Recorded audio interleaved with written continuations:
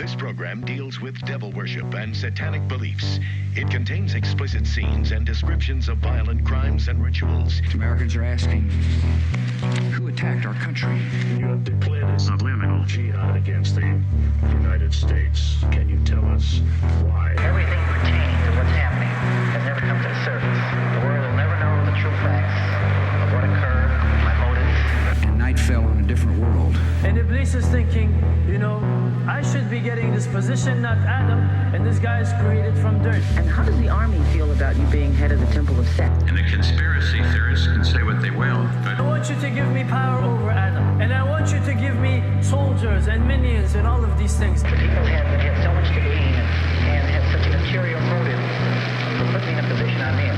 We'll never let the true facts come above board to the world. And I want you to be able to give me the ability to whisper into the hearts of mankind. And who was the grotto leader? Don't remember his name. You don't remember the name of a person who involved you in murder? Now these people are in very high positions, Jack. Yes.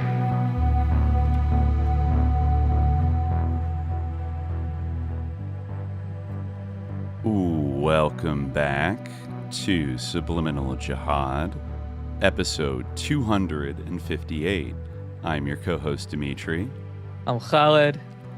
And today, we are back with our second public live episode. Yes. Very exciting. I forgot that we were now doing these live on video. So once again, I look like shit and I have a neck beard, but I'm going to remember in the future. No, but according to my parents, Khaled looks much better than I do. My framing is on. My framing's too wide. I feel like it's just a rule away. that you're my mom is always ripping me for if you think you are complaining about the likes and anyone out there listening to this, right? You don't know what I get from my mom about the likes and and the ums and the podcast. Right. So you can see we're still trying it out, as evidenced by the SJ theme just playing. You can't hear it, Khaled, but it just started playing again because I had it on loop. But slowly but surely, this is praxis. We are learning by doing. This is pure DIY. Yeah, we're brainstorming ways to get it so that I am not on this shitty Zoom audio and that both of our audio sounds good. We're plotting and we're. If you want to hear both of our audio sound good, we will have the episode we have it recorded on GarageBand. We have an elaborate podcast. Anyone who might be encountering this in the wild for the first time. Yeah, if you go to... we have a whole catalog of us sounding very crisp, and inshallah, both of us will sound crisp in the video. Absolutely. Soon. Yeah, so you can check out the collections at patreon.com/subliminaljihad, conveniently organized by topic. That, and the audio, especially after episode 85, is pretty good, pretty great. Yeah, it's in the middle of a 3-parter. Our audio gets better. I think it's in the history of the American fortunes, True. right? Yeah. But if you want to listen to how far we've come, I'm also uploading some old SJ classic episodes. Probably this month, because this month, Khaled, is the 5th anniversary of Subliminal Jihad. Yeah, we started this in August 2020.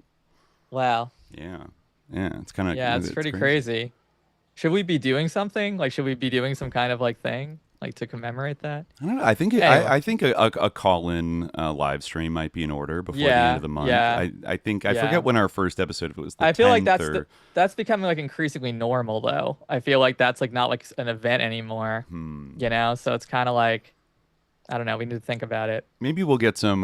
Maybe we'll get some fellow, noited comrades, to make some call-ins or something like that. Yeah. Get a few other people. We could do an episode for hours and hours. We could do a a 12-hour episode.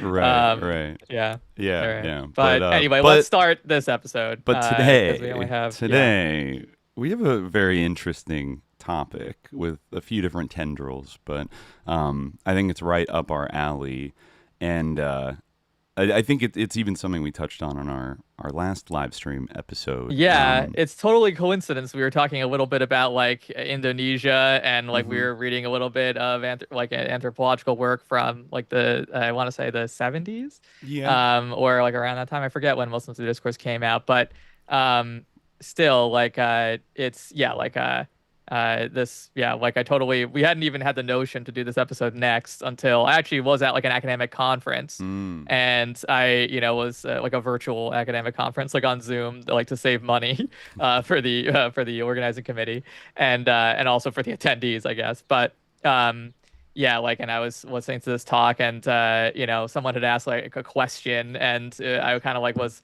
a little bit zoned out. But then someone mentioned that the speaker mentioned. There's a book by Ann Dunham, the mother of Barack Obama. And I was like, my ears like perked up, and I was like, I didn't realize that her dissertation came out. Like, let me look at this. And then I was like, oh, this is actually kind of interesting. This is actually like the book we're going to be talking about today, Surviving Against the Odds, Village Industry in Indonesia by S. Ann Dunham. This is like actually like a heavily edited version of her like 1,000-page dissertation that she wrote like during her doctoral studies, which were like pretty late in life. In fact, like she died before this book was published. She never actually got the chance to like revise her dissertation.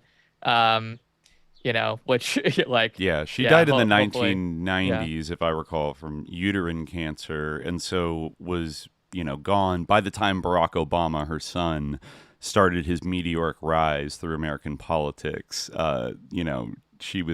She was already long gone. In fact, there's another book we're going to get to today, The Manufacturing of a President, the CIA's insertion of Barack H. Obama Jr. into the White House by investigative muckraker Wayne Madson from 2012, asserts that maybe that was not a coincidence that almost all of his living relatives died by the time he won the presidency in 2008, I believe. I think his Indonesian half-sister is the only one who is still alive, but his parents and grandparents were long gone. And she wrote, I believe, Maya Satoru Ing.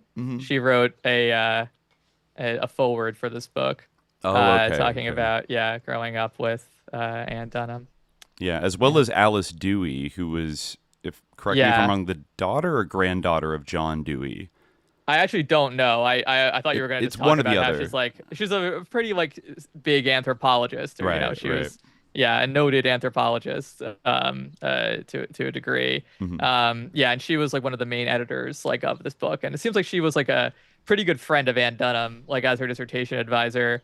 I mean, I feel like this book is like part of the reason why like it came out is because like of her connection with Barack Obama, which kind of like hangs over the whole thing. But it is like it's interesting insight, and we're going to talk about like we're not the first to like land on the idea that like his mother's background as an anthropologist, which like again for context, like we were just saying before we started recording that like we touch on this a lot in our meta parapolitics series that we did I think in the second part, I want to say maybe at the end of the first but when we read Peter Dale Scott's Jakarta poems, right? And Well, actually, like the term parapolitics you hear a lot in like the world of like esoterica and like conspiracy theories and things like that. Like Gears actually uses that term. So we talk about, like what his use of that term, means. And, but we also talk about like the susness of the discipline of anthropology, especially during like, the Cold War period, and how like all of this stuff, like,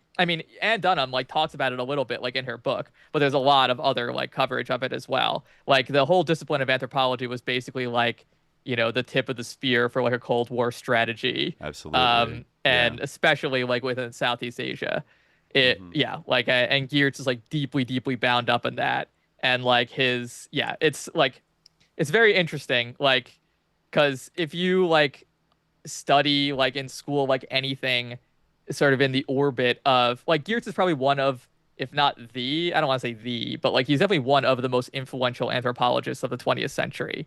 He's like incredibly influential. Yeah. Like you'll Clifford like come across, for those who don't know, Clifford like Geertz. If you take like a class in like anthropology, like 101 or whatever, like in like undergrad or whatever, if undergraduate humanities education is still a thing by the time this episode comes out, but if you like you'll be assigned like his essay on like the Balinese cockfight and things like that, and Dunham to her credit like goes in on like Geertz and like the problems with his work, but it's also interesting to think of like her work and her anthropological scholarship, which was kind of like bracketed. Like she had a BA anthropology, but then she had like a long career like as a sort of NGO like worker, you know, like Doing someone who was working work. there like professionally. Yeah, exactly. Before she went back to grad school rather late in life, right? Like in as we said, late 80s, I think. Yeah. It was in the late 80s, right? She finished her PhD like in 1993, I think. She did she kind of like combined her master's and PhD at the University of Hawaii. Yeah. Well, you always get a master's on the way to the PhD no matter what. Okay. Yeah. So even like if you come in with a master's, you just like do the PhD faster, but usually in the humanities you don't have to have a master's unless it's like a really but so usually like yeah. Okay, so she did that in like the late 80s and early 90s, but really was doing field work in Indonesia as far back. Well, it's a little disputed. We'll get into that. But roughly around 1966, 1967 was when she moved to Indonesia and married an army officer, Lolo Sotoro, and for a few years brought her son, Barack Obama Jr., to live in, I think they lived in Jakarta, right? And then even when Barack went back, I think for high school, he went to the very elite Punahu school and lived with his maternal grandparents in Honolulu, and then of course went to Occidental in LA here, and then Columbia, et cetera, et cetera. I think she stayed in Indonesia for a long time, doing many different studies, and I'm sure we'll get deeply into this, like, when we talk about today who her employers and funders were for this academic research.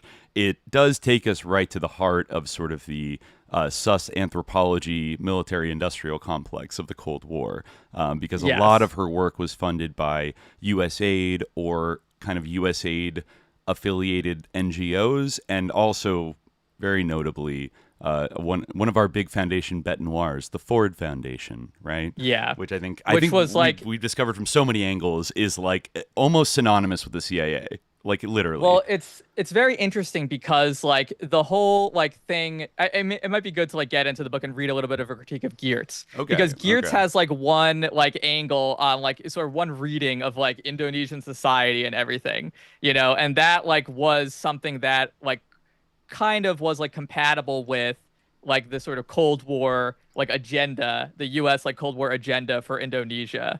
Whereas like Ann Dunham's ideas, like before she got her, she was already working in like kind of investigating the idea of microcredit, which became like has become a huge thing like in South Asia in general, like a huge industry. The idea is phenomenon. that the idea like for like proponents of microcredit is that like it, you know, enabling like sort of impoverished people and like women to have like these sort of micro loans that gives them access to like capital on a loan that like then, you know, they can participate in the economy, and it helps women become empowered, blah, blah, blah, blah, blah. But you can already kind of see like the fact that it's like a loan, like where like the critique of microcredit comes in, which is that like you're trapping people who are in poverty like in a debt spiral. Exactly. And it's like actually like a debate whether like this actually does help to alleviate poverty at all. But it is something like that has been pushed along with like things like the Green Revolution, which Western agribusinesses have been like super involved in. The Rockefellers South Asia. in Mexico were the pioneers of that, I think in the 50s and 60s. Yeah. It was like basically something that like the West, like, or, you know, the imperial core here in the U.S., like decided the third one was going to have a green revolution. And like, you know, and like people want to develop, people want to be like prosperous, you know? So like, I'm not saying that like there's a lot of people who are like, okay, well, this isn't like all bad. And like, I wouldn't say it's all bad, but it is like kind of directed, and it's designed to, you know, benefit like the people who like came up with the notion, like more so than the, you know, people who actually live in these countries. Right. You know, and so much of this research was the sort of like the thrust of it, just lurking beneath the surface was, you know, how do we sort of orient these cultures, these societies, these economies, particularly in the non-aligned global South, in a way that steers them away from anything resembling like Soviet state economic planning and towards a kind of neoliberal model. And, you know, I think Ann Dunham gets into the microcredit thing. I forget when. I feel like she's a relatively early rider of that wave, like in the early 80s, mid 80s. like the people like her, advisors and colleagues who like wrote the introduction to this book, like kind of credit her with like basically like being a major force in like shaping the rise of microcredit in Indonesia in particular. Which we've talked about before. It's also interesting. Indonesia was very much like almost a prototypical, like a perfect example of a non-aligned global South, like large non-aligned global South country that during the Cold War was fought over by various power blocks, and also like had nationalist currents that and there were CIA abetted like massacres of communists and just intellectuals and people who were left wing. Like there was a huge purge that happened with the turnover from Sukarno to Suharto. Right. Sukarno, who is non-aligned but kind of a nationalistic, somewhat socialist. He was like a nationalist Islamist socialist. He had like his own kind of like hybrid ideology that he promoted. Kind of a Nasser kind of vibe, like a little bit. But like he wasn't like on board with like the U.S. enough for them. So and that's the thing. Like when Suharto came to power, like a lot of these anthropologists, like in Gloria Steinem's words of the CIA being liberal, a lot of these anthropologists who are liberal in that sense were happy to go along with this and just kind of spiral off into these like esoteric subjects that don't have anything to do with politics, and Dunham like does kind of get into the economics and politics, like economic anthropology, which like with an eye towards like development and stuff, but that stuff's in its own way, exactly. So there, exactly.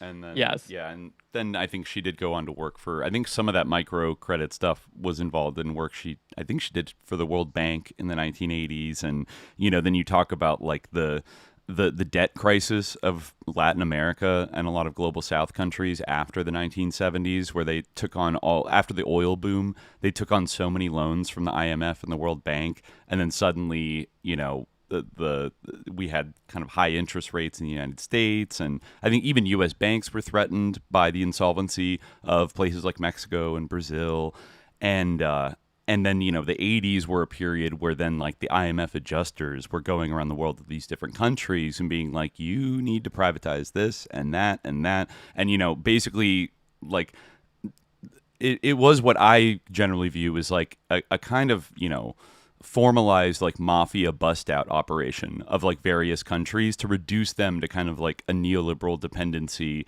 and just endless debt and also stalling their development that before there were things like import substitute, I forget what it was called, import substitution industrialization or something like that was very popular in the global South in the 70s, where it's like we're going to spend money to build up productive forces and factories of goods that we usually have to import under not the best terms for us, so that we can gradually build up our own national industries and be more self-sufficient. Well, that kind of like got the rug pulled out from under it with like the debt crisis of the late 70s and 80s, and then into that kind of like vacuum and that stagnated environment, you get these like smart solutions like microcredit that are like, actually this could fix everything, but they just kind of serve to like insert the tendrils of like capitalism further into these of global capitalism into even like the poorest regions and get them hooked into like a debt system. And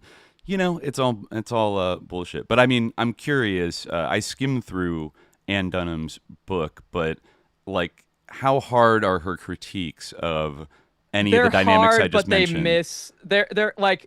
They're hard. Obviously, they're limited to the past, and they miss like certain things. Like I'll start like here with she talks about American social scientists and the Mojokuto project. I hope I'm pronouncing that right, but the Mojokuto project. I think I'm going to have to pivot like to some background information about that, but I'll read her critique first because there's like more to it that she doesn't like quite mention. But she says, until the 1950s, most research in Indonesia was done by Dutch and European explorers, missionaries, and administrators. In 1952, however, a team of American social scientists arrived and took up residence in or near a small town in East Java, to which they gave the pseudonym Mojokuto. This team consisted of 6 graduate students from Harvard University, led by a Yale linguist. Their work was sponsored by the MIT Center for International Studies, whose director for research projects on Indonesia was the economist Benjamin Higgins. The team worked according to a broad plan of division of labor and gradually, between 1960 and 1971, produced a number of published volumes on various aspects of Javanese village and small-town life. These included Hildred Geertz, The Javanese Family, Alice G. Dewey, that's her advisors, Peasant Marketing in Java, Robert Jay's Religion and Politics in Rural Central Java and Javanese Villagers, and Clifford Geertz's Development of the Javanese Economy, The Religion of Java, and Agricultural Involution. Agricultural involution is like one she talks about it a bit because this term, agricultural involution or like involution in general, like this becomes kind of a buzzword in like Indonesian government itself. And actually I read that like now this is kind of like a popular term in China to describe like the nature of like the Chinese like economy and the tech sector, how it's kind of just like spinning its wheels and not produce. But we'll talk about that a bit later. But so she writes, the Geertzes made a subsequent field trip to Bali, and Clifford Geertz wrote a comparative study of social development and economic change called Peddlers and Princes, 1963, which contains some case material on cottage and small industries. Jay wrote another manuscript on agricultural systems, which unfortunately was never published but circulated privately. For non-Dutch speakers, these works, as well as several journal articles published by the same authors, formed a baseline study of Javanese and Indonesian life, seen as it was during the economically and politically difficult years of the early 1950s. Of these works, Dewey's market study and the economic works of Clifford Geertz relate most directly to the concerns of this book. Dewey's study of a peasant market should have lain to rest a number of misconceptions. Having studied with Raymond Firth in London, she stands firmly in the formalist camp. She convincingly demonstrates that Indonesian peasants are shrewd maximizers, keenly aware of profits and the value of their own time. Although cash was scarce on Java in the 1950s, peasants were eager to acquire it so that they could purchase consumer goods and additional food items. There's a part earlier that I didn't read where she talks about what her definition of peasant is. It's kind of interesting. Yeah, she talks about how she has like some like interesting like, definitions of peasant that she uses that are like according to her like standard in anthropology. These are just two of the definitions she gives. Peasants constitute part societies with part cultures. They are definitely rural, yet live in relation to market towns. They form a class segment of a larger population, which usually also contains urban centers. They lack the isolation, the political autonomy, and the self-sufficiency of tribal populations, but their local units retain much of their old identity, integration, and attachment to soil and cults. This is another one. This is from Foster, 1953, which she considers to be like sort of standard. The peasant society is a half society, a part of a larger social unit, usually a nation, which is vertically and horizontally structured. The peasant component of this larger unit bears a symbolic spatial temporal relationship to the more complex component, which is formed by the upper classes of the pre-industrial urban center. It's weird. It's like very dichotomized. Like it doesn't like, account for like the sort of porosity between these two things. But anyway, like she gets in that a little bit with the critique of Geertz later on. But anyway, so she says, peasants were eager to acquire cash so that they could purchase consumer goods and additional food items. Nearly all transactions in the marketplace were monetized. Prices were set by bargaining and responsive to fluctuations in supply and demand. Dewey provides details on the social and credit relationships between different classes of traders. She demonstrates that cooperation between traders is compatible with rational maximizing. The ethnic Chinese role in market trade was more prominent in 1953 than it is today. Dewey compares Javanese and Chinese traders and concludes that although the Chinese had the advantage of a stronger extended family and other in-group ties, the Javanese were learning to compete in the arena of larger-scale wholesale cash crop trade. So, she goes on to talk about this, but I'll just summarize here. Like, turning to the 19th and 18th centuries, Dewey points out that the Dutch did not introduce a Western capitalist system into the Indies, but instead a, quote, pseudo-feudal system of forced deliveries and forced labor that resembled corvée. Peasant entrepreneurship suffered outside of and in spite of the sectors of Western interference. Peasant industries survived whenever they could match the price or desirability of Western imported goods, which was often. So basically, like, this kind of like is her book is almost taking up this argument from her advisor. They're of like mind in this way, and this is like where her critique of Geertz comes in, because he says he has the opposite view. Basically, what she's kind of saying is that Indonesians are not impoverished because of like their culture, but their culture is like how it is because of like poverty. Like that's like she's kind of taking the more like kind economic... of a J.D. Vance argument, of actually no, J.D. Vance kind of did blame like poor Appalachian whites for, but he kind of it's not just that, it's also structural things that make them have these self-destructive poor habits, blah blah blah. Reminds me a little bit. Yeah, I mean, she does say that like the work of these scholars, Geertz and her own advisor, Dewey, and the editor of this book, that they were sponsored by, the MIT Center for International Studies, but they were also like sponsored by the CIA. It's like, kind of like established that they were like, this is a passage. This is kind of where I wanted to like break off a little bit, because it's not like explicit in Dunham's book, or since it was edited, like maybe if you read like the full 1,000 page dissertation, which we didn't do, there is some reference to that in there, but maybe Dewey cut it out in her editing. But or her collaborators did. Obama sent some notes in, and we're like, yeah, exactly.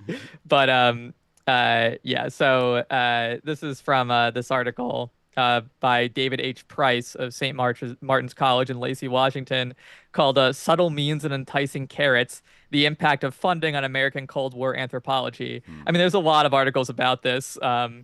Like, this is just like, a good overview. This is published in the journal Critique of Anthropology. It has 2 epigraphs. One of them is a quote from Chomsky, which is, in a democratic system, the necessary illusions cannot be imposed by force. Rather, they must be instilled in the public mind by more subtle means. And also by gentleness. You, Chomsky. Yeah. He's right, but also like it applies to him. Yeah. Also, gentleness and kind persuasion win where force and bluster fail. Aesop's moral for the fable of the north wind and the sun. Those are his 2 epigraphs. But I'll skip ahead a little bit here to when he starts talking about Cold War grant stirrings. So the availability of federal funds from agencies ranging from the National Science Foundation, Fulbright, and the National Institute for Mental Health, and the Pentagon shape trends in anthropological research in subtle and obvious ways. This is, during the Cold War period. It is not difficult to establish connections between governmental funding sources and Cold War policies. It is not surprising that governments tended to fund projects aligned with their own direct political interests. But that similar relationships existed between private granting agencies and Cold War policies is not so readily apparent. In this military-industrial economy, distinctions between government, industry, public, and private at times became blurred. It's funny you mentioned J.D. Vance. I remember him saying something similar, or seeing him saying something very similar, recently. It was like, there's no distinction between public and private in the American empire, which, to be fair, he's correct about. He is correct. As directed funds increasingly called for policy-linked research, academic anthropology was transformed into a tool of Western elite interests. David Nugent's examination of the influences of private foundations in the development of American social science finds that these foundations strove to create an academic elite that was to be trained in the virtues of empirically grounded, practically oriented research within one of the philanthropy's remade institutions of higher learning. In order to make it possible to train a new elite along these lines, the philanthropies provided their remade institutions of higher learning with large sums of money specifically for the training of students. The philanthropies made it possible for these institutions to offer scholarships to fund the entire graduate training of quote-unquote promising students. The philanthropies thus helped influence entire cohorts of graduate students who were schooled in the scientific, empirically grounded, practically oriented concepts, methods, and techniques that the philanthropies believed would make a contribution to the pressing social problems of the day. Thus, the views and assumptions of philanthropies reinforced the conservative tendencies of Western academia. But the ideological biases of philanthropic funds did not always lead to direct results in the social sciences. Radical and progressive solvers were in fact funded, arguably at reduced rates, by such agencies. Thus, it could not be argued that there were direct correlations between conservative philanthropic funds and the production of non-radical social science. Some established progressive or radical scholars found funds for openly critical research. Others were in effect frozen out of funding opportunities when their work bit the hand that fed them, while some used other means to find funds. Some anthropologists found funds for critical work by phrasing grant applications in terms suggesting that anticipated findings might support the worldviews of their funding agencies, in effect requesting funds to test hypotheses supporting the latent or manifest hegemonic views of funding agencies, and still finding evidence supporting the null hypothesis. Thus, when Oscar Lewis approached the Ford Foundation in 1968 requesting close to $300,000 in funding for a 3-year study in Cuba, he used the Cold War appropriately neutral language of impartial science to state his research objectives. Rather than telling Ford that he wanted to see if socialist Cuba had no culture of poverty, he instead wrote that his work would provide us with comparative data on the culture of poverty in another Latin American country.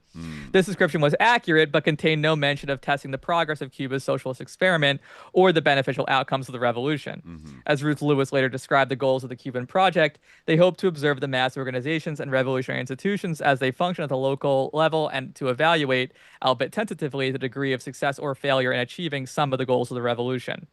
But while some anthropologists had both open and hidden research agendas, the extent of such practices was minuscule when compared with the unproclaimed agendas of funding agencies.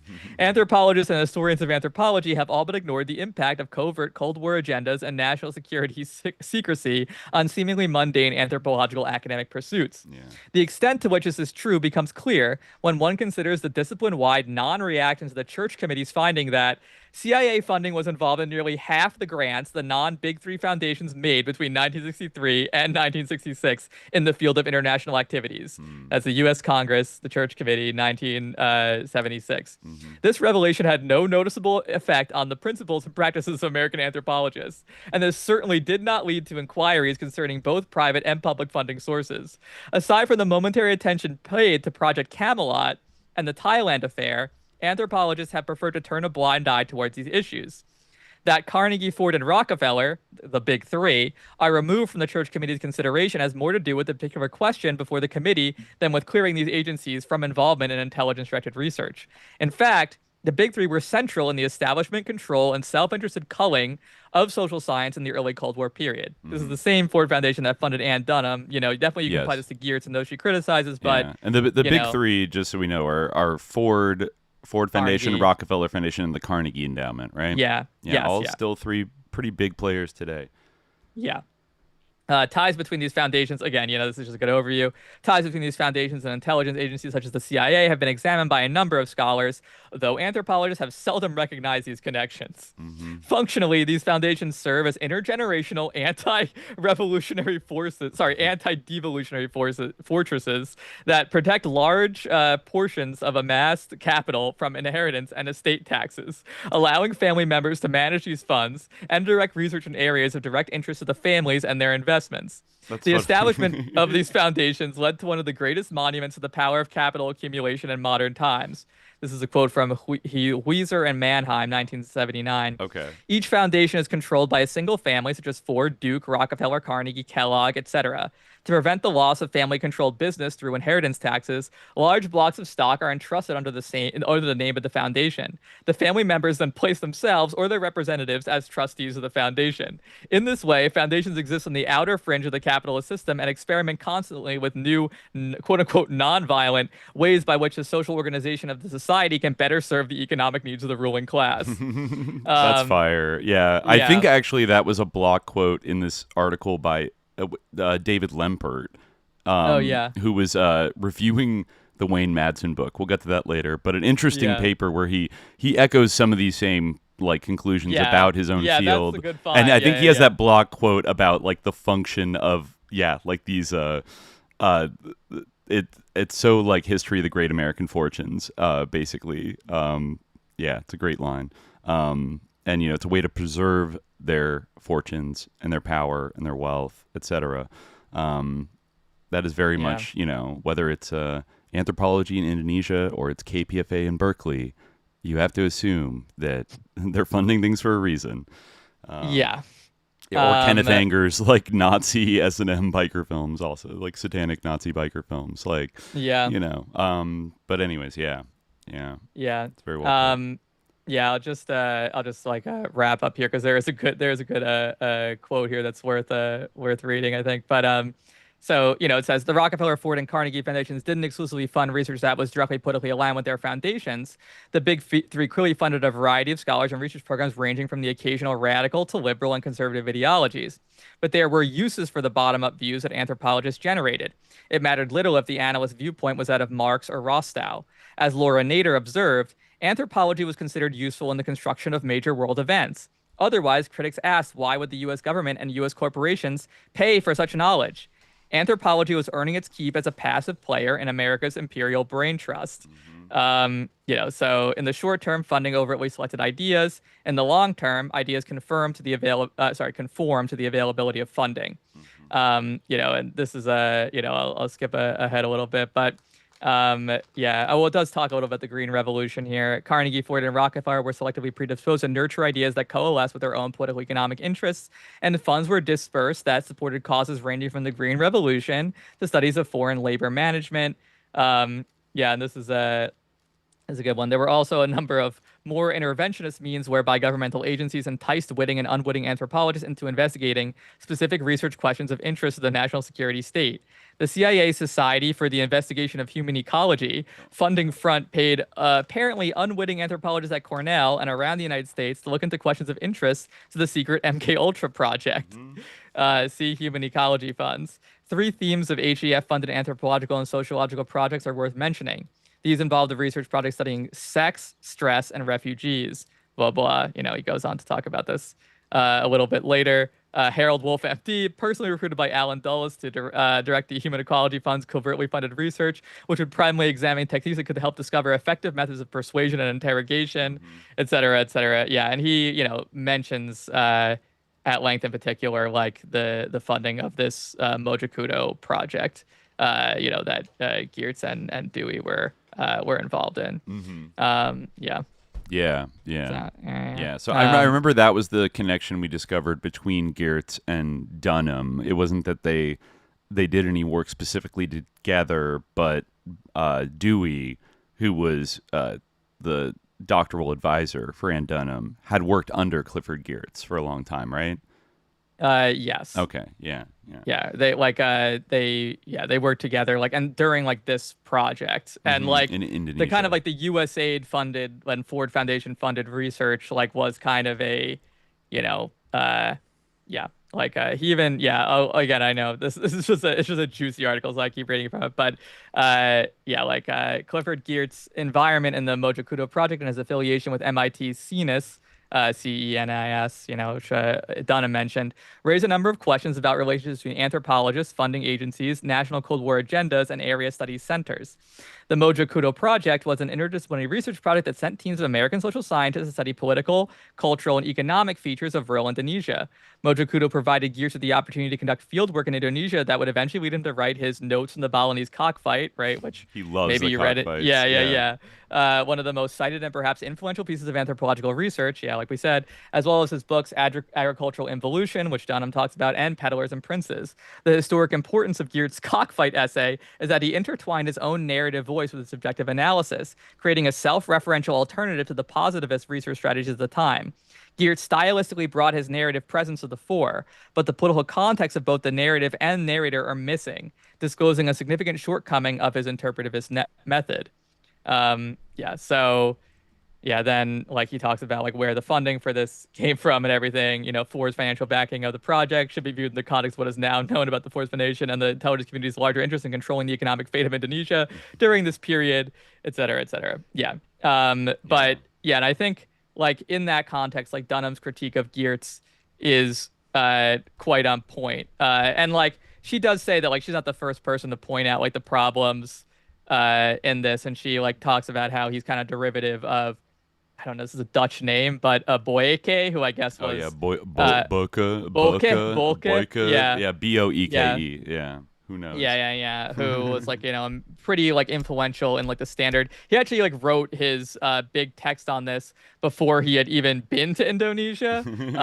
But he ended up being very influential in the idea of Indonesian society, which basically was the John Fogerty of sus anthropology. Yeah, never been there. But... Yeah, she has a good quote from him that sums it up. Actually, it's let me see if I can find it. She talks about it pretty early on. It's a note on terminology. Oh, this is when she talks about peasant. Hold on, let me scroll. Looking for it.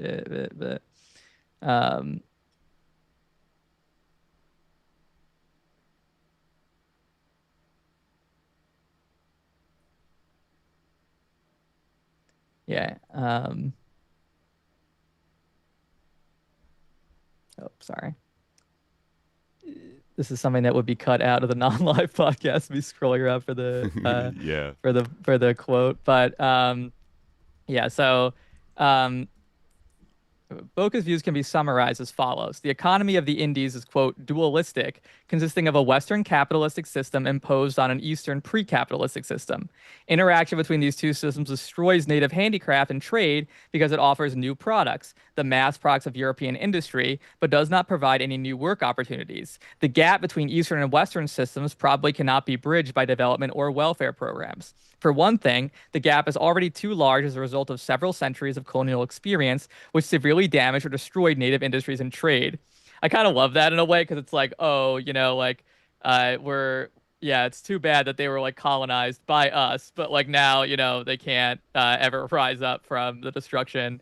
Pretty convenient, it's but just too much to overcome. Yeah. Yeah, for another, the gap is caused by basic cultural differences between East and West, not just by differential access to the factors of production. Because of these cultural differences, it is unlikely that Indonesian natives will ever be able to adopt factory or firm types of organization. They have limited economic wants and needs and will stop working as soon as they achieve those needs. They place a greater value on social rather than economic needs. They are not interested in capital accumulation and will only engage in wage labor until they have earned enough to meet their tax and other money obligations. So you can kind of see how like this is obviously like that's like an incredibly racist, like imperialistic, like colonialist view of Indonesians. But you can also see how like in her phrasing, like the way that like Anne Dunn has it is like everyone actually is like they're all like natural like little capitalists. Yeah, there's a little capitalist inside of every Indonesian crying to get out, and because he's doing because Geertz is doing a heckin' racism, he doesn't see that they have the capitalist potential to become you're right. That's actually a perfect example of like why somebody like that on first glance wouldn't seem sus, but is actually maybe the most sus type of academic or somebody like that who kind of comes at it from a liberal kind of sympathetic, like compassionate, kind of stance. But it is kind of maybe if not quite backhanding like Indonesians by saying by ascribing, generalizing the entire population. It is it's like projecting this like inner capitalist desire onto them that probably like wasn't there, and you could even see how maybe like Geertz's observations were twisting the ways in which like they weren't good little capitalists and just kind of presenting it as like a bad thing, that they're just like kind of an earlier 20th century racist mentality of like they haven't the disposition for a free enterprise, and but she's like, this is the new neoliberal kind of Cold War and post-Cold War mindset of like, yes we can get them microloans, and like every one of them just wants to be a little capitalist. And I think it's worth noting that this region of Indonesia, like one of the reasons there was so much US aid and Ford Foundation interest in funding for like ethnographic and anthropological studies in Java specifically is because it was regarded as a hotbed of support for the Communist Party of Indonesia, and basically like more socialist, like there was more support among that population, and there was quite a bit, once the blood started spilling, there were a lot of like counterinsurgency, pacification, death squad activities like in that part of Indonesia specifically. And like from reading a few of these sources, you could tell like throughout the 1960s, the CIA and its affiliated orgs definitely looked upon Java as like a problem area of Indonesia, like a challenge to solve. Like, why don't they love capitalism more? Why do they support the communists? Like we can't, these are not politically trustworthy subsets of the population. And then suddenly a bunch of anthropologists descend upon them to like figure out every aspect of their society and how they think and work and everything else. And so that's like a worth keeping in mind in all of this stuff, that they didn't just kind of like randomly go to Indonesia and study like the whole country. They were kind of laser focused. Even Geertz and Buka or whatever his name was, and Dunham were all Javanese, right?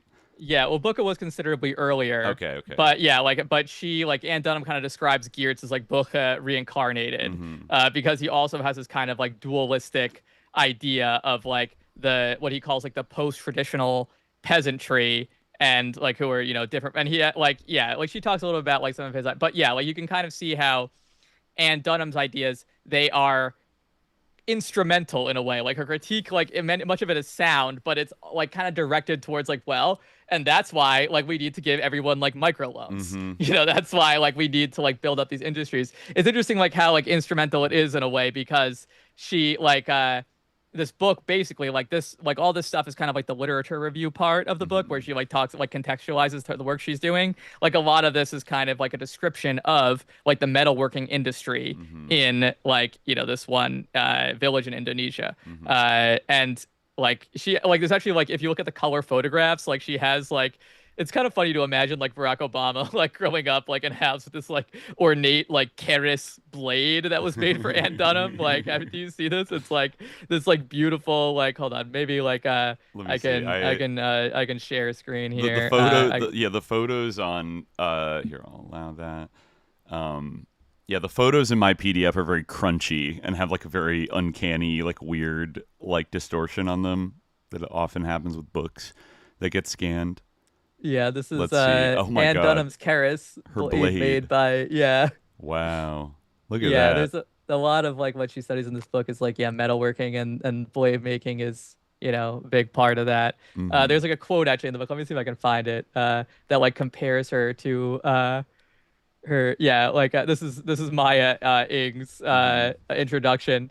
My mother taught me to differentiate between a truly fine Keris blade with its many layers subtly interwoven and a sloppily crafted or unrefined blade. What's going on here? She was a samurai, while married to an army officer that probably hunted down and murdered communists for a living during those years, which I think in Obama's book, there's not much talk about the whole, Indonesian genocide purge after 1965, but there's some throwaway line about my mom always insisted to me that if she had known what had been happening in Indonesia, she would have turned down that job and never gone there. But it's okay, how do you not know that there were a huge political upheaval in the country you're about to move to and marry a guy from, and then also you didn't say shit about it for it's the decades, exact same the rest of your life? Same excuse that Geertz uses, ironically. Really? Where he's oh yeah, exactly, he didn't say anything about it because he went along with it so he could do his important anthropological work, and then he was oh, woe is me, this is all being taken out of context, I feel maybe I'm being manipulated here, later after the fact, basically after everyone started to kind of rip him, and be wait a minute, there's some problems here, even though still that's the thing, this is at a the sort of graduate and beyond level where people are criticizing him, but yeah, in terms of what trickles down to your Anthropology 101 class, you're still being taught this Geertz essay, and no one's mentioning that he's a CIA, asset, basically, but yeah, he says the same type of thing. But yeah, no, this is the quote I was thinking of. Crafting a Keris is the highest form of blacksmithing to which a master smith can aspire. It requires spiritual potency, appropriate rituals, and the passage of 1 year. In fact, the common name of the village, Kajar, is derived from the name of a sacred spring that has a naturally occurring image of a Keris visible on a submerged stone at its base. Anne writes that villagers consider this image of a Keris as proof that the men of Kajar are fated to be smiths. Anne's Keris, see the last of the color illustrations, which we showed. It's forged iron with a black patina juxtaposed with an ethereal Nicholas lamination pattern reveals the strength and beauty possessed by Anne herself. She had an outer presence that was at once confident yet unassuming, with an inner softness and vulnerability that few saw. Professionally, she managed to convey her keen intellect and pragmatism with sincerity and relative ease across cultures by simply being herself. She's such a free spirit. That's what we always heard about Obama's mom, is that she was kind of a hippie. She was kind of a free spirit. Yeah, that was hippie. by Nancy J. Cooper, Nancy I. Cooper, Nancy I. Cooper. Her intro. But yeah, at the same time, involved in not too many degrees away from some very dark weaponization of academia, and not exactly speaking out about it. I would say she does have some critiques of Geertz, No, yeah, I mean she's in the same lineage, like she's being funded by the same sources. That's the thing. Like, yeah, like it's critiquing this. It's almost like I don't want to like necessarily compare it with this, but it's kind of like how, you have like post-colonial theory on that stuff being like, used by like the like Hindu right in India and things like that, saying like, oh, yeah, like I remember Walter Mignolo wrote like a blurb for like some book like The India That Is Bharat or something, like, by this like extreme like right-wing like quote unquote intellectual and like that. It's like kind of like that type of thing where like, yeah, you can like kind of critique Geertz for being unwoke, which he very much is unwoke, but like that all is to the end of being like, let's give everybody microloans, like we got to develop green revolution, et cetera, like everyone's just waiting for their moment of opportunity, which like is probably like, I guess that's bad, like probably not like totally like otherizing like people who aren't from like the global north and assuming that like they're traditional like and like deeply spiritual, like whatever, like kind of like weird esoteric like crap some of these people like deal in. Still like it's very much like a neoliberal like it is framework. I just stumbled upon like a good paragraph here that again kind of like drives home like the sort of pivot that she's like executing, and this is a part where she is kind of criticizing Geertz. She says, in the 1970s, a new generation of English-speaking social scientists, British, American, and Australian, came to Indonesia and undertook village-based studies.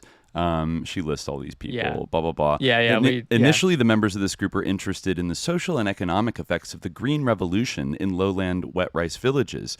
Later, some of them branched out into studies of other types of villages. Some looked at fishing villages or transmigration.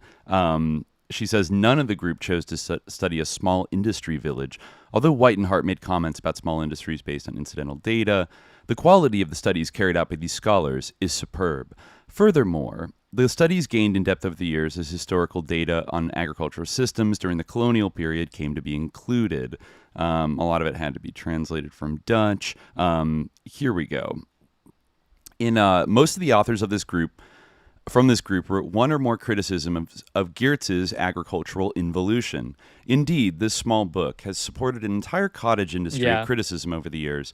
Most of the criticisms are familiar and center on the derogatory language that Geertz used in describing Javanese society and culture, his pessimistic, and now it seems unwarranted view of Java's future, his characterization of Javanese villages as homogeneous, and his overemphasis on poverty-sharing mechanisms. In addition, there are criticisms of the way Geertz interpreted colonial events, for example, population growth during the period of the culture system.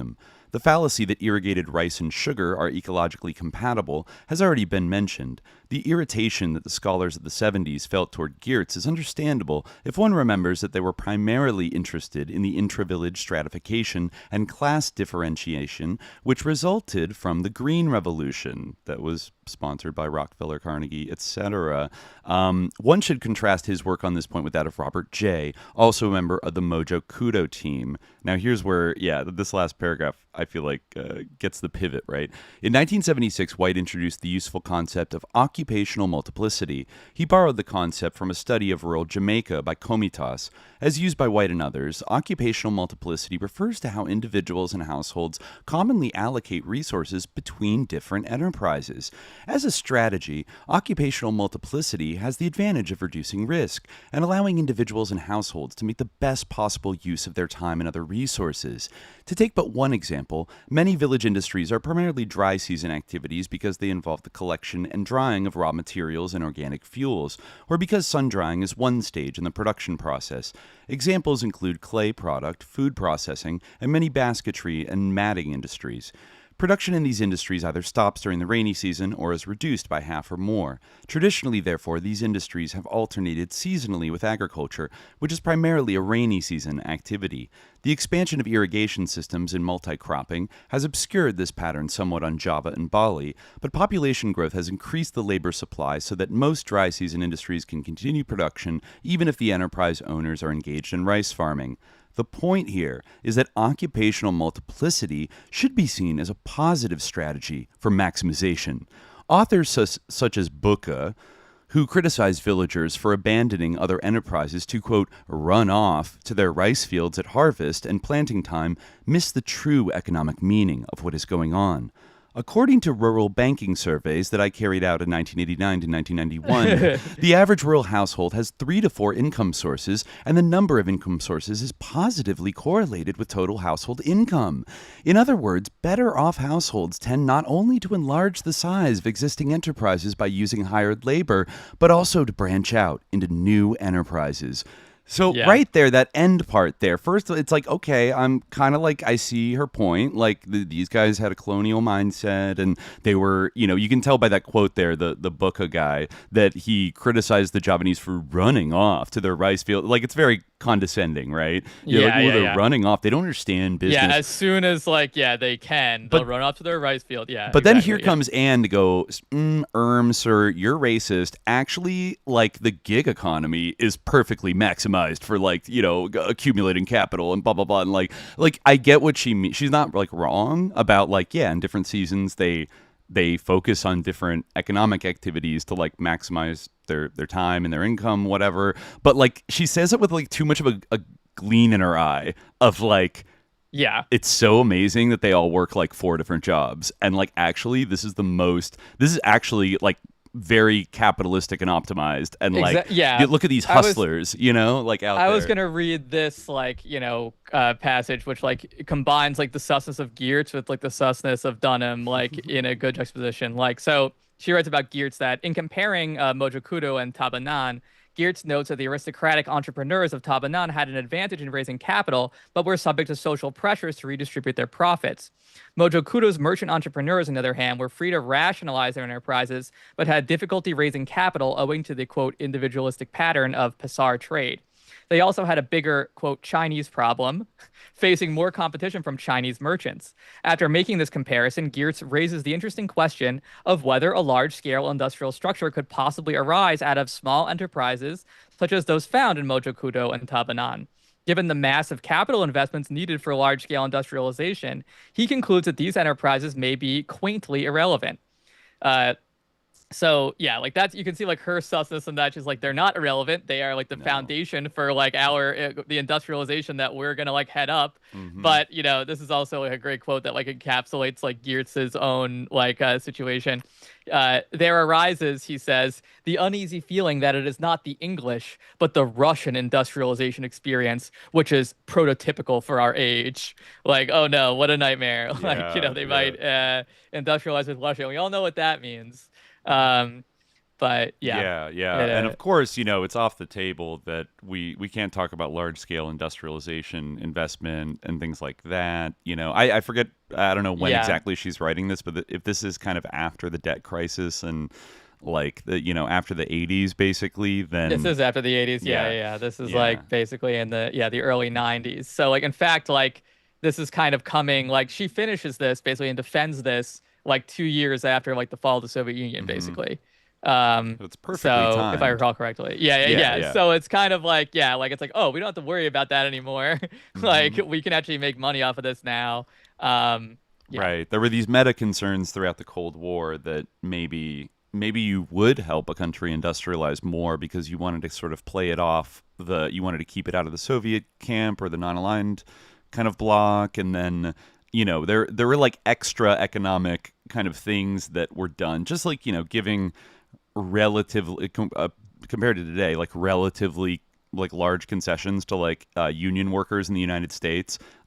I've always seen that as you got to kind of thank Uncle Joe for that, not Joe Biden, but the other Joe, because as soon as the Soviet Union went away, I mean, the process was already starting in earnest. But once that threat of an alternative where workers, get to share the profits of production, blah, blah, blah, they had to give the American workers something. They can't just go full laissez-faire sicko mode in the American economy. It's going to drive people in the Depression towards social democracy, maybe communism. So you could see that on a global scale as well, that but then there are certain red lines, of course, I think nationalizing the Indonesian oil industry was which Sukarno did, was a big no-no, just like Mossadegh in Iran, but you could see like the mask can kind of come off in terms of like injecting capitalism into every vein in every country around the world. It's all awesome. We just need to figure out how to do it.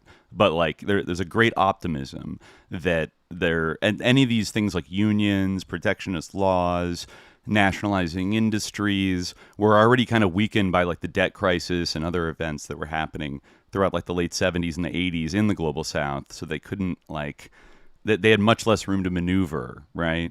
So then these micro solutions come about from Ann Dunham. And I think, was it Pierre Omidyar that was like a big proponent of like micro lending in India? I don't know. I know he was like involved in India and then kind of like backed out. Like he brought like the Intercept like out of India, or like his journalistic enterprise out of India. The Omidyar Network, was pulled out of India. It was like, our work is accomplished. You mean like establish Modi as like president for life? Basically, so. Yeah, his like director of like I don't know, like journalism or whatever, or like political data collection. I don't even remember, but like, we talked about it in the Tulsi episode, I think. We talked about it at some point. Another Hawaii connection. Interesting. Yeah. This actually, reading some of this stuff about Ann Dunham and Barack Obama's childhood made me think about, Tulsi. Like, we didn't get as much into just like Hawaii as like a low key hub of like MK Ultra and like weaponized academic research like throughout the Cold War, and like CIA.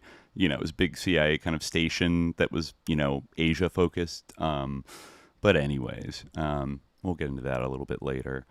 But yeah. So, okay.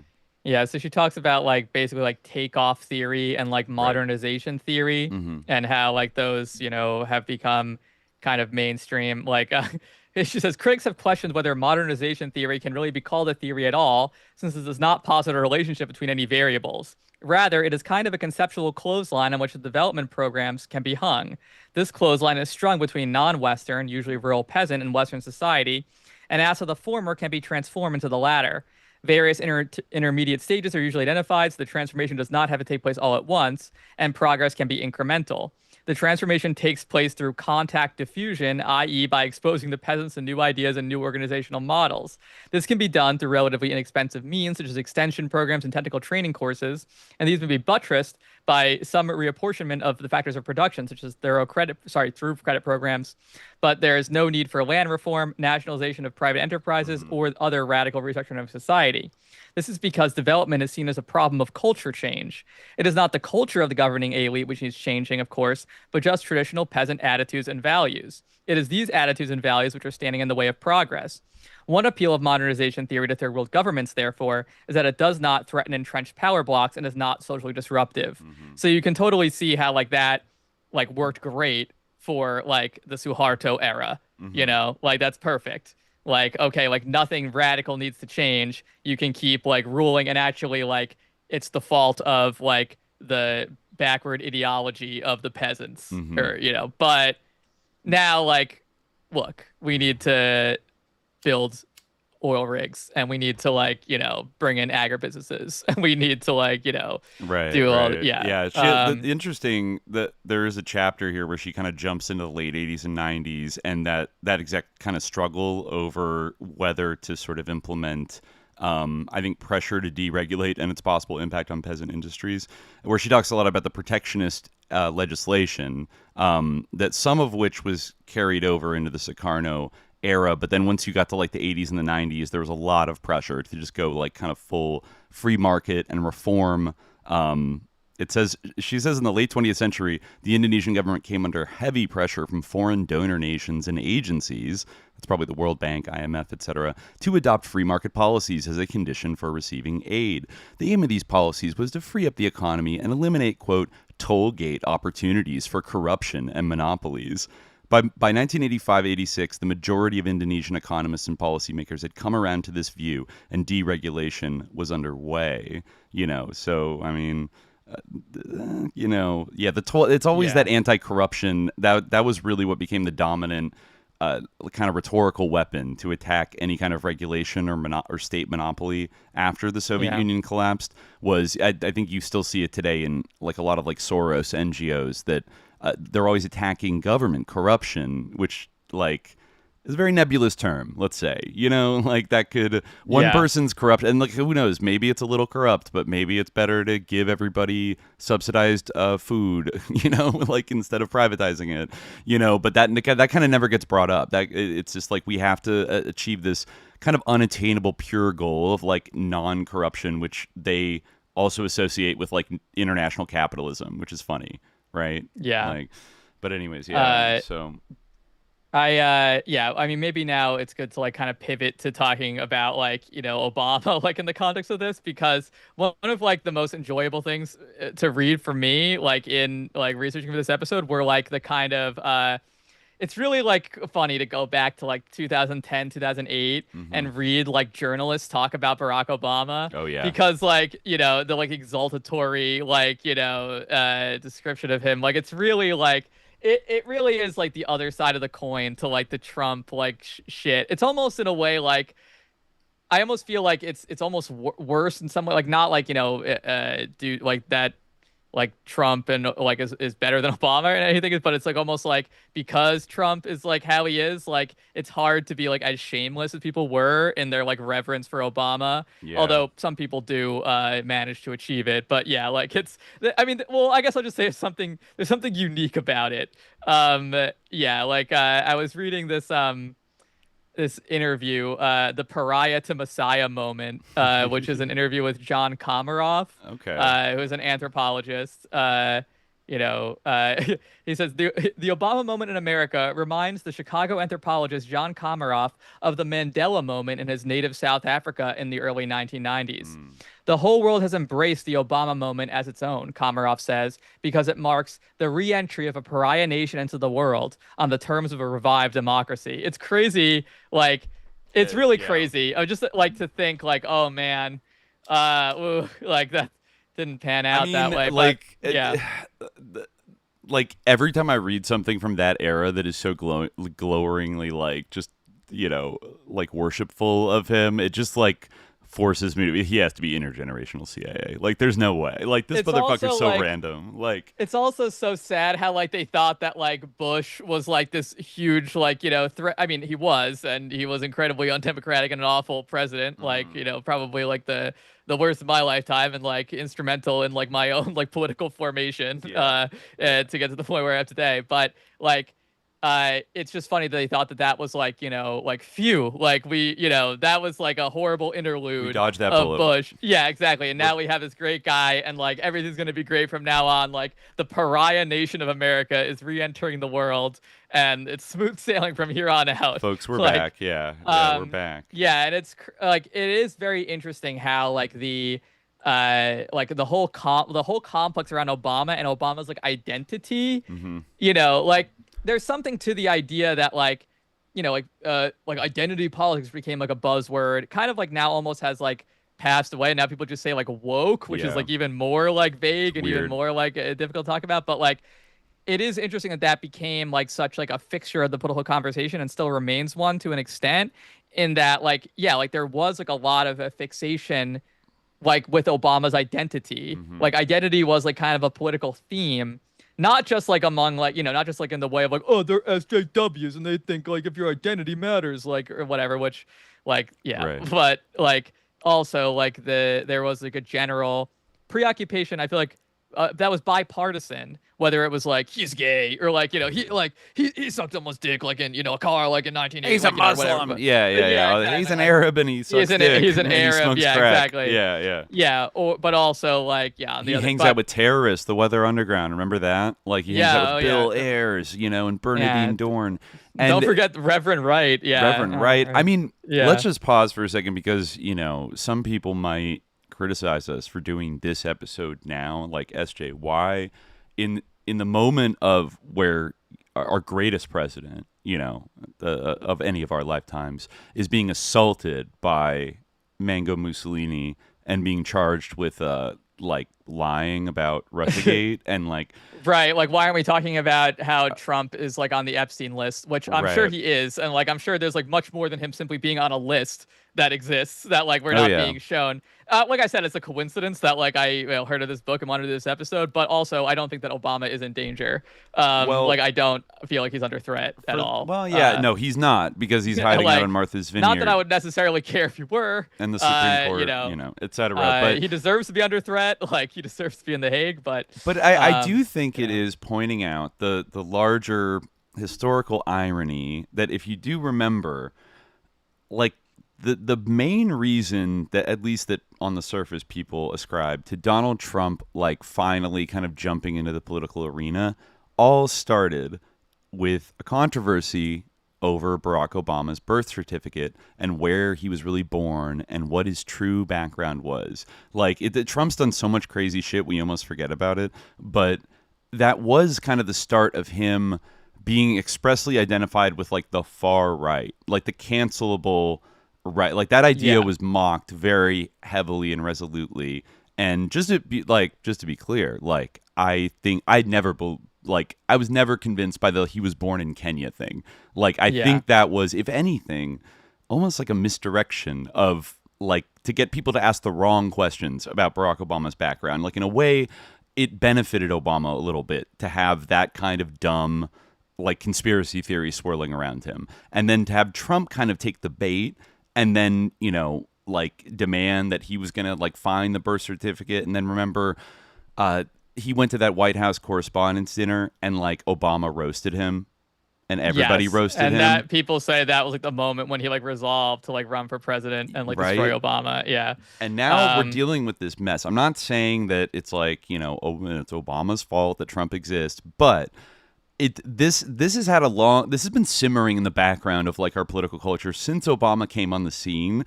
And because it's always been in this specific kind of, like, sort of like InfoWars, but even more like traditional, like, I don't know, just like crazy racist, like neocon, whatever, like proto-MAGA sort of info swamp. Like, it never really got outside of that. So, like, Trump was always like mocked for like taking this seriously. And I think because there's no good evidence for it, like, I can't really say like, oh, you should take it seriously. However, when you do look into Obama's background, it's strange. If you compare to other presidential biographies, like, and it goes far beyond him being the first African American president. In fact, for being the first African American president, he has about like the most eclectic, singular, like international, like random upbringing that like you could possibly imagine. Like, he's right. I mean, he has a white mother, an African father, and then he spends part of his childhood in Indonesia, and then grows up in Hawaii, but then makes his reputation in Chicago, and then kind of that's where he comes out politically. Like, this is a very like singular, interesting, like biography, one that he told us about right from the 90s with his book, right? Yeah, Dreams from My Father. I mean, there's definitely something there. I mean, it's true. Like, I kind of feel that way about a lot of like kind of like conspiracy theory discourse. Like, people might get mad at me over this, but I almost feel like, let me just say, the centrality of the idea of controlled demolition and the debate over the engineering issues of like, what, like 9/11, what every, like, all of that discourse like goes, like, starts like circling the drain kind of like thermite and like how it happened, like, can a tower collapse that way, and like that kind of is like a distraction from like, okay, well, but that, all that aside, like our government like kill 3,000 American citizens in order, like, for nefarious purposes? Like, like, let's talk about like what actually matters here. Right. Right. But you're right. Yeah. I think I've said this before. As somebody who is definitely like, I find a lot of the arguments for some kind of like, pre-planted explosives like occurring, like I find that potentially persuasive, but I agree with you that the singular focus on it and then the spiraling into like alternative, like the directed energy weapon, no planes exactly there. Yeah, like, even if you are like a thermite person, like, you can agree that like there like definitely is like a sort of hypertrophization that happens, or a hypertrophy that happens, where like, or a metastasis that happens, where like it just starts to become about like holographic planes and like mini nukes and like directed energy weapons and things like that. And it's the same thing with like, oh, Obama is wearing a Wahhabi ring. Yeah, he's wearing a Wahhabi ring. Like that, folks, I still remember Alex Jones in like 2015 being like, in one of his like, he gets overcome with like the truth that he has to, but he's like, he's so disgusted. He's like, it just, you know, I've been talking to Secret Service people, and he's hitting his knees, folks. He's hitting his knees. He's got a Wahhabi ring. Yeah, he's got a Wahhabi rig. He's hitting his knees praying. Yeah, like, you know. He's like, I don't know if it's a psyop on the Saudis or like he was saying like Obama's pretending to be a Muslim. Like he prays to Mecca 5 times a day as a psyop on the Saudis to make him think that he's on their side Muslim. when he's not. Like, and the Saudis are good, and like they're being tricked. I don't even know. Yeah, that's like, the other thing. It's like, that's he's the thing. Kenyan. When people say like Alex Jones was right, like it's crazy how prescient he is. It's like, well, have you like actually listened to Alex Jones, or have you only seen like the clips of him that have been like curated? Because like he talks for a long time, and most of what he says is like insane. Like he says a lot. He mixes things that are like generally true with like just like crazy like, speculation. No, he's definitely been right before, but it's kind of like the machine gun technique. Like if you just like operate and say stuff with the basic premise that like our government is like undemocratic and is trying to control us, then like you'll hit the mark like sometimes, right? You know, like but which of course is why some of these people are out there, you know, to like mostly hit the mark, but even to bring up to like another much more contemporary example to right now is the discourse around Epstein itself. I think that's like, also it's a little more subtle. Well, in the sense that Epstein was like a mass abuser of like teenage girls and, you know, was doing probably sexual blackmail. Like all that stuff obviously is relevant, but it's interesting how like places, you know, like MSNBC or like the more mainstream outlets that like decided suddenly in 2019 that they were going to cover this story and like care about it. You know, they love kind of like putting in a very narrow thing about like this sicko rich guy and his sicko girlfriend that like that's just what happens when there's power. You just become a sicko. And then like other people didn't turn him in because everyone was having fun. And like there's not enough interest in like the money stuff and the intelligence connections. Like that kind of gets almost left off to the side. Yeah, that's kind of the opposite, where like instead of like a hypertrophization of like sort of like a fantasism happening, it's kind of like an erming reaction where people are like, this is just like, you know, it's one sick man and like all these sick men gathering together to like, you know, when it's like, okay, but like he quote unquote belonged to intelligence, and it was like widely known by like people who were close to him, and it's been said many times by like people in his circle that he had like significant intelligence connections. Like this is, you know, like, so what's that all about? Like, why did he have a camera in his room? Like what, you know, like what's, I mean, I guess, yeah, it's the same thing of like, oh, well, it's this, that's like kind of the thing of like, you know, Occam's razor. Like, it's like, well, I don't even know if like that is Occam's razor at this point, but anyway, but that's a bit of like a digression, but like, I did want to like, oh, sorry. Go ahead. You want to, yeah. I did want to keep reading this because it gets even, and it comes, like, anthropological thing comes in here. So this is John Komaroff again. So, this is from, you know, the guy interviewing him. So there's a bracing analysis here from a man who makes it his business to jar our perspective, whose definition of anthropology boils down to, quote, critical estrangement, which like is, you know, like that's like false objectivity, like fucking bullshit. But, you know, it's going, Anthropology won the election, Komaroff says, only half kidding. When did this article come out? I don't know if there's even a date on this. Let me see what the date of the comment. 17 years ago, everyone. Wow. What a time. It's crazy. But anyway, yeah. So Anthropology won the election, only half kidding. He means not just that Barack Obama is the son of an anthropologist, but has a mind to stand outside the consensus when he must. I love how false this has been proven to be because, like, hey, like Obama, you have nothing to lose. Like, you're in your post-presidency.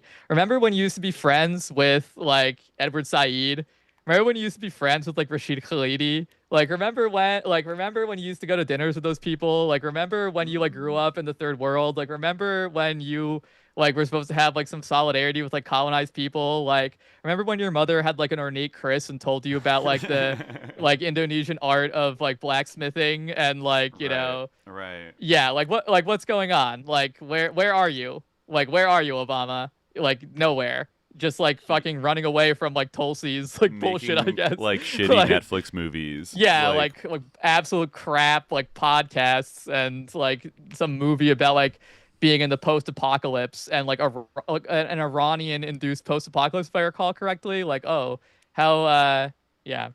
Anyway. Yeah, the guy once seen as a great leftist politician. Yeah. Well, I mean, yeah, just listen to this guy. This is Komarov again. We've seen something like the birth of a counter-enlightenment in the Bush years, Komarov says. Give me faith and I'll tell you the answer. Take my heart as sufficient justification for the Iraq War or for judging good and evil. Anthropology says, wait a moment. What do we sacrifice when we sacrifice reason? Digging at surfaces is the anthropological act. Anthropology as a discipline has a mantra, estrangement. Take nothing for granted. Whatever appears to you in the surfaces of everyday life is not an answer to anything. It's a question about something.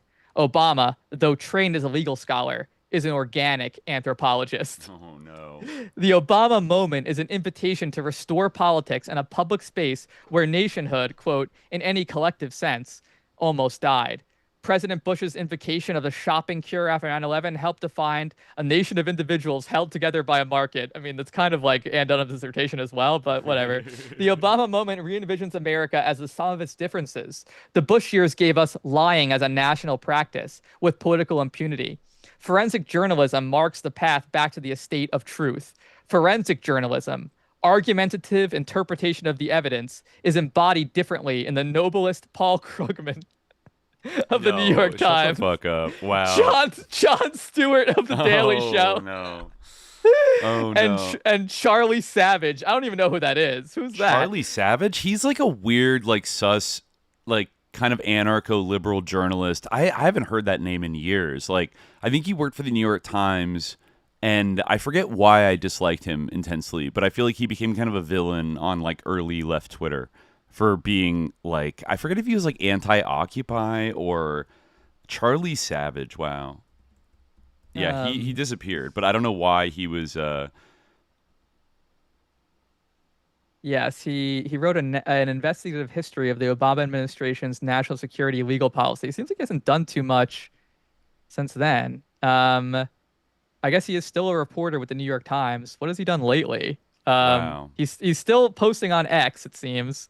I can't for the life of me, if it was like something around the Arab Spring or around Occupy, where he was just being like he was like arming everybody and being like a little NATO simp, like. Yeah, it was like somebody that you would consider kind of like a lefty journalist, but then, you know, I mean, he's at the New York Times. Like, you know, he's going to fall in line. But anyways, yeah, wow. Yeah, so Charlie Savage is also who broke the Bush signing statement scandal for the Boston Globe. But it will take more than a few heroes to sustain the euphoria in this unfamiliar Obama majority. The rest is up to us. Like, did Aaron Sorkin write this? Jesus Christ. It sounds like it. He goes on, I have the audacity to hope that the return to democracy is going to be about hearing. But that, of course, throws a moral obligation on journalism. I think the press let us down very badly over the Iraq War. I think it gave a free ride to a president who didn't deserve a free ride, even when there were plenty of critics making very strong arguments, well-backed arguments about the falsity of the claims justifying war in Iraq. It's crazy how, like, where are those journalistic heroes today? I guess they didn't answer the call because they're nowhere to be seen in the present crisis and the present moral abomination. Right. But even like during Obama's first term, like, you mean like true. During Libya, like the journalists hold him to account, like. Well, I guess he was hoping for that, but yeah, it didn't happen then either. It's certainly not happening now. Yeah. Well, that was typical. This almost, I mean, reading that almost like makes me want to believe Wayne Madson's like relatively unsubstantiated assertions that Obama was practicing some kind of like NLP mind control on like the American public with like his like catchmark, his catchphrases, and just like, yes, you saw in the article, the guy's like, we must have the audacity of hope. Like, what the fuck, bro? Like, this is it was such a successful like viral campaign, his 2008 campaign. It's almost like he had, like a group of anthropologists like advising him on like how to just perfectly modulate your message to like hit where the American public was at in 2008 and ride that wave and, simultaneously like kind of win the credibility of being like the left-wing anti-war candidate and then pivoting to being like the responsible, smart centrist, and then also being the first African-American president and like a decisive end to like the evil Bush years and all that stuff. Like everyone was I was jazzed in 2008 when he won. I was psyoped. And so many other people were, yeah. But I wasn't fully psyoped by Obama, but I might have been a little bit worse at that time because I was kind of like Ron Paul curious, like back in that era of my life. Yeah. I mean, I wasn't fully psyoped by him either, but it was a little bit Ron Paul curious. I mean, it did fall off fast, I think, because of like the bank bailouts and all that stuff of getting like disappointed with Obama. Like, it didn't take very long when you realize, oh, he's gonna let all the banksters go, and he's not gonna like prosecute anybody for torture, like including his best friend John Brennan, and we're gonna look forward, not backward, right? That was his whole thing, and then, the wars and the intervention started, the special wars. Maybe it's a good time to bring up the main book of allegations that I could find against Barack Obama and his mother, which is the manufacturing of a president, the CIA's insertion of Barack H. Obama Jr. into the White House by a kind of reporter that I don't know if he's come up, but he's definitely somebody I used to like keep an eye on, Wayne Madson. And he's this weird. I kind of described him as like a left libertarian Mike Scheuer. Like he's this like big bearded like ex NSA analyst. I think worked in one of the kind of like intelligence agencies as like a middleman kind of career worker kind of person, and then became this like muckraker on the internet. Also kind of had a lot in common with Mike Rupert in the 2000s, copvcia.com, who was, blowing the whistle. But it was always like the types of people in like the 2000s era, there was like a type of like ex-government employee that would like post on the internet about how like fucked up and evil like America was, and like, talk about all these scandalous things in like the Bush years, etc.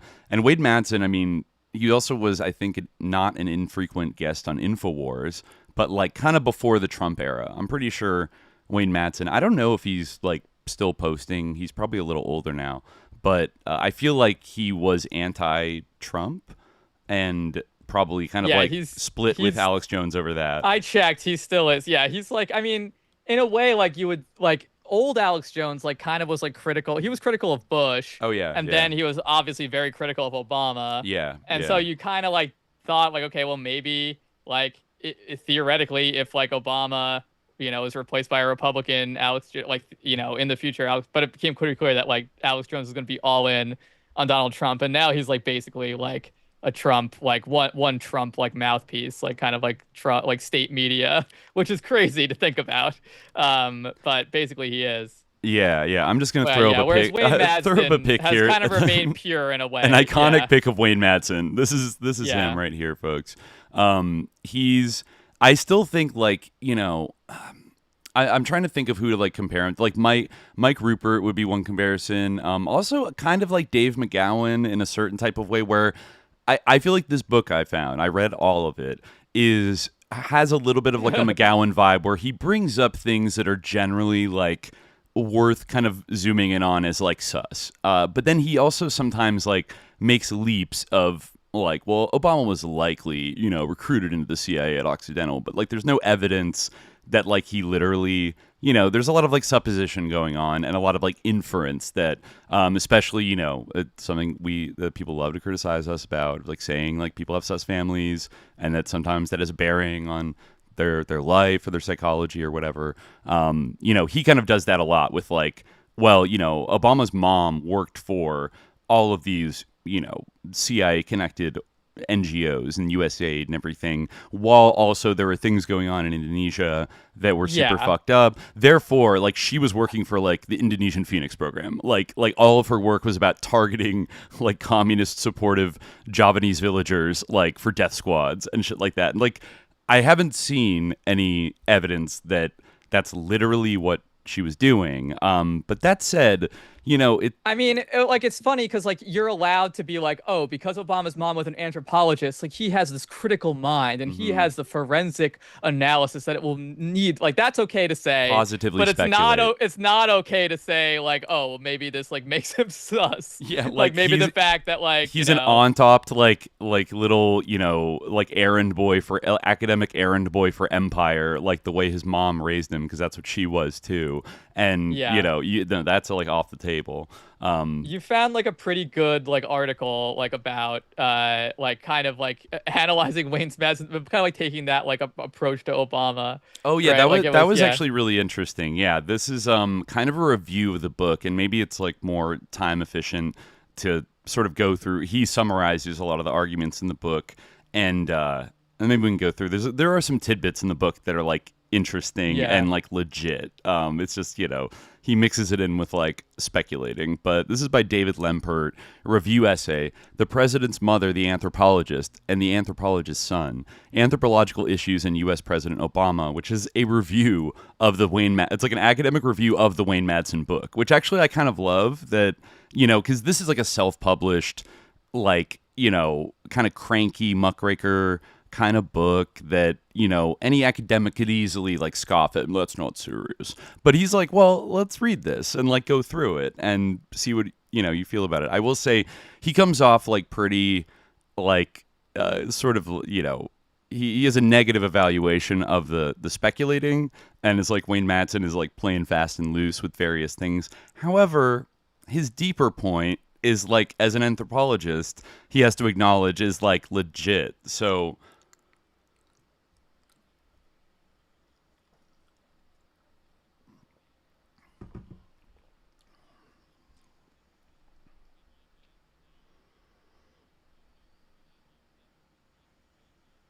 right. He does say that. Yeah. Yeah. Like he says here in the opening, although many, perhaps most, of Wayne Madsen's claims are unfounded innuendo, lacking in credibility and irresponsible to the point of libel, the implications of the issues raised in this book, I would argue, strike so closely to the heart of anthropology and the role of anthropologists as professionals, citizens, and even as parents, and simply as human beings, that this is not a book that can simply be dismissed and ignored by the profession. In my view, there are three related and important anthropological issues raised in Madsen's book that are important for discussion in our profession, and he lists them. A.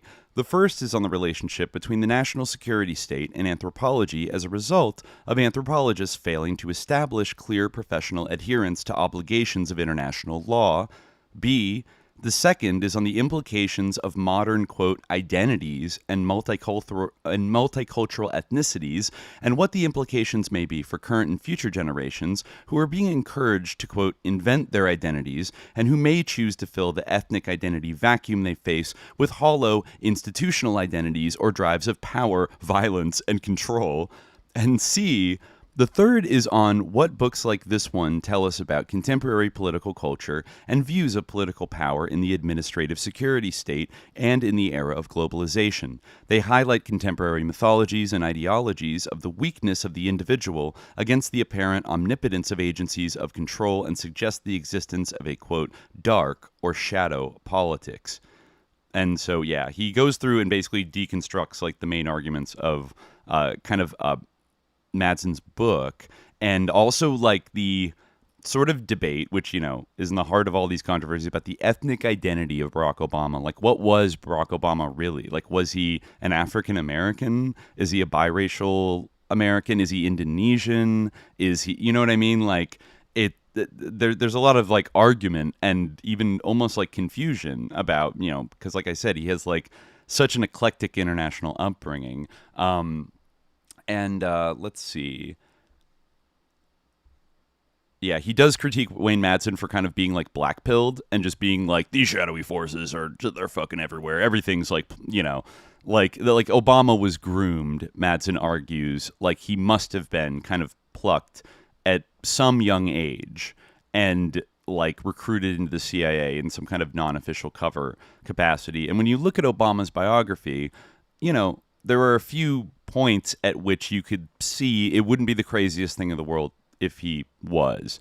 Madsen also goes in hard on what I think is somewhat convincing, though I haven't been able to find a lot of like hard proof of it, that Obama's maternal grandparents and Dunham's parents worked in intelligence under non-official cover, and their like public biographies for the most part are, especially the grandfather, were a cover for being like an intelligence officer. He doesn't really have a smoking gun, but the story about Stanley Armour Dunham, the grandfather, is that he served in World War II and was in Europe for a while, and then came back and moved to a few different places in the United States and worked in furniture stores and like was a furniture salesman. And then he like spotted an opportunity, allegedly, because some Hawaiian business council came to Seattle where he was living and like was extolling the opportunities for, come to Hawaii and like start a business. Like, we need business people to move here. And he was like tickled by this idea and decided to move his whole family to Honolulu. But Madsen points out that like there's like photo evidence that contradicts that story, that like he actually moved to Hawaii like a year before that. And, there is also like no real record of the furniture company. It was Pratt Furniture Company that that like kind of existed as a shell company in Hawaii, that like there's not really any evidence of it being like a store or like whatever. And then I think what's actually more likely to be sus is Obama's grandmother, who doesn't really get Madeline Dunham, doesn't get talked about as much, but she became the first female vice president of the Bank of Hawaii, I believe in like the 70s. And Madsen alleges that the Bank of Hawaii was a huge conduit point for like CIA covert operations funding and money laundering related to operations in Asia, like the Nugan Hand Bank and, things like that. And that basically they were kind of like doing a lot of little like BCCI kind of Castle Bank type of shit.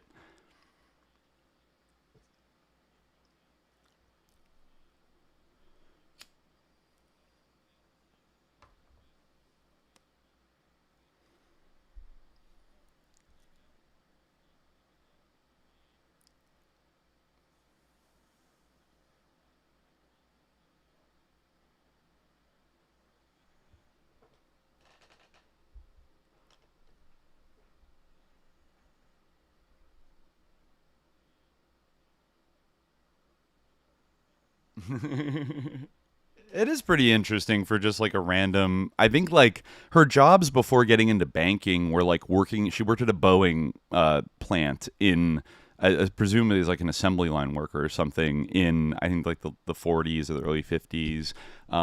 Madsen draws some kind of like tangential connections to the guy who worked at Boeing that was like in charge of that plant there, was recruiting CIA assets like in the Washington area, and she was an employee at the factory. I mean, it's like something like that is like, yeah, maybe, I don't know, but I think it is interesting that you never hear about, Obama's grandmother was like a kind of breaking the glass ceiling, being like a vice president of this like, I think what is the biggest bank in Hawaii, that also had a lot of like startup capital from the Rockefellers and was like connected to their banks and stuff, and probably was like a conduit for like black money flowing in and out. And again, it's like hard to prove without financial documents, but if she was managing all the escrow accounts, she would be well placed to be a person that was doing a little CIA banking and things like that.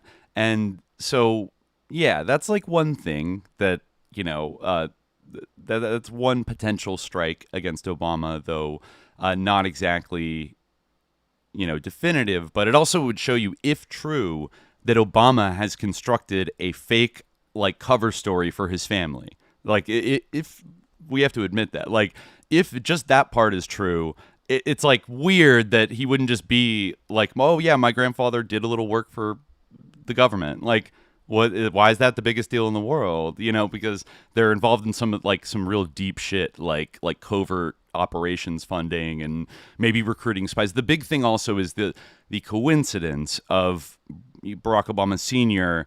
And that Madson goes a lot into the African airlift, which was basically done with the supervision of the CIA. I think it was funded by the Joseph P. Kennedy Foundation, right? And maybe the very late 50s.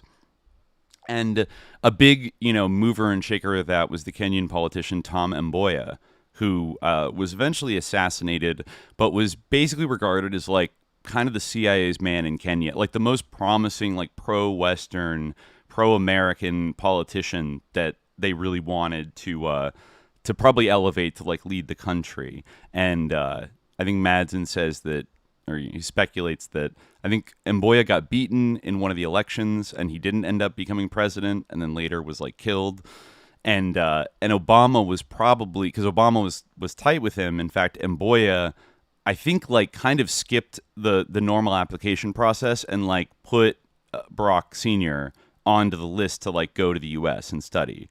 There were complaints about it at the time that I'm forgetting the two kind of dominant ethnic groups or tribes in Kenya, but there was a controversy over Mboya picking people from one tribe that he was affiliated with, to the detriment of qualified people in kind of the other large tribe. You know what I'm saying? So Obama ends up going to this university, which was, very, I mean, like many universities, but highly active in Cold War type shit. I think where he met Obama's mother in a Russian language class, I think at the University of Hawaii East-West Center, which did have CIA connections throughout the Cold War.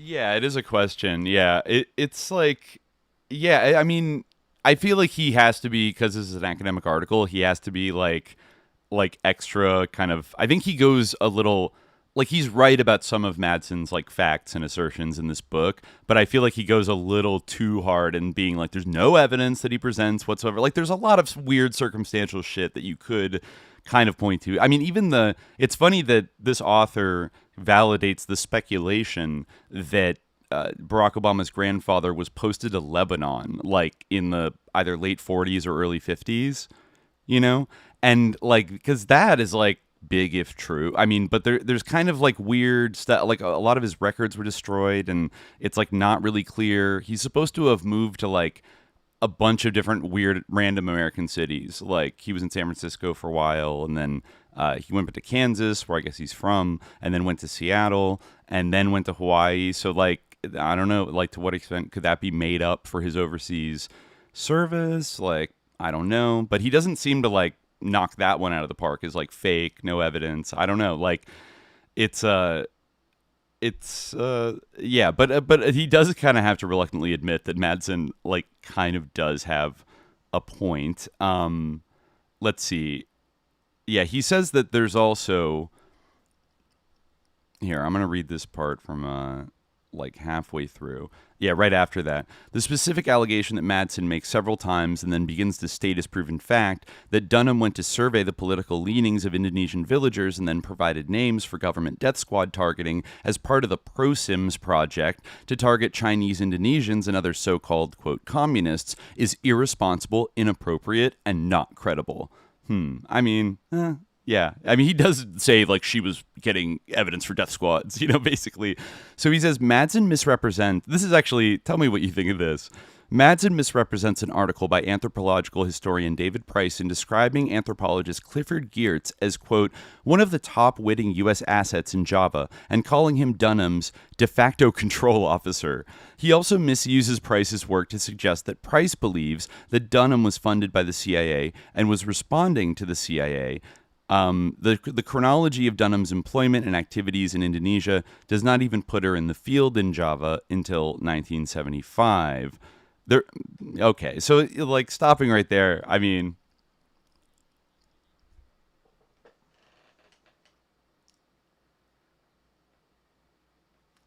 it's a little right.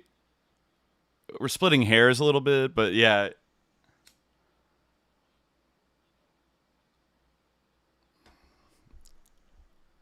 Right. Yeah. And like, was he one of the top winning U.S. assets in Java? Like, it wouldn't shock me if he was.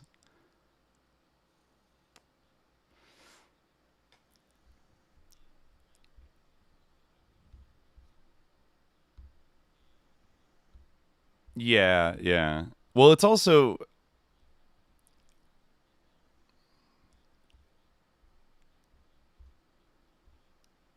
right.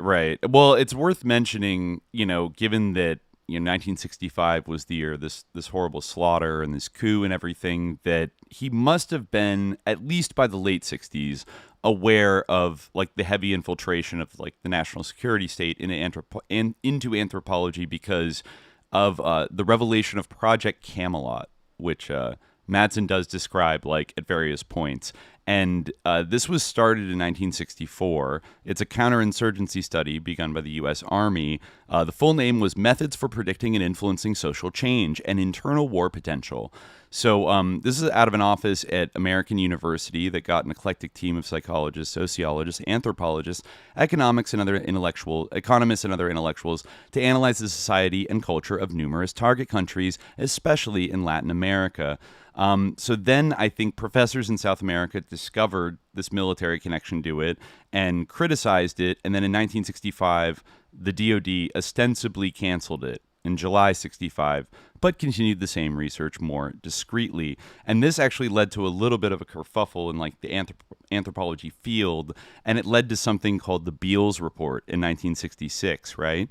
Which was a pretty scathing indictment of like the infiltration of these intelligence, operatives and, objectives into the anthropology world. And I think it also like warned, it was written by, I think, a UCLA anthropologist that warned that like we risk the credibility of our entire discipline and our profession by letting ourselves be weaponized by the CIA and the military and these foundations. And I think this report was like heavily suppressed for a very long time and not like widely distributed, and I found one. I was looking at where did it go? I was looking at a little quote here, like a news clipping about Project Camelot. Oh yeah, anthropologists debate concern over future of foreign research. This is on CIA.gov from 1966. It does. Note here, last year, in the wake of the wreck of Project Camelot, the Anthropological Association commissioned its executive board to explore the profession's relationships with the agencies which sponsor foreign research. The board received a $21,750 grant from the Venner Gren Foundation for Anthropological Research and appointed Ralph Beals of UCLA, a past president of the association, a report on the subject. So the report itself, scathing as it was partially funded by the Axel Venner Gren Foundation.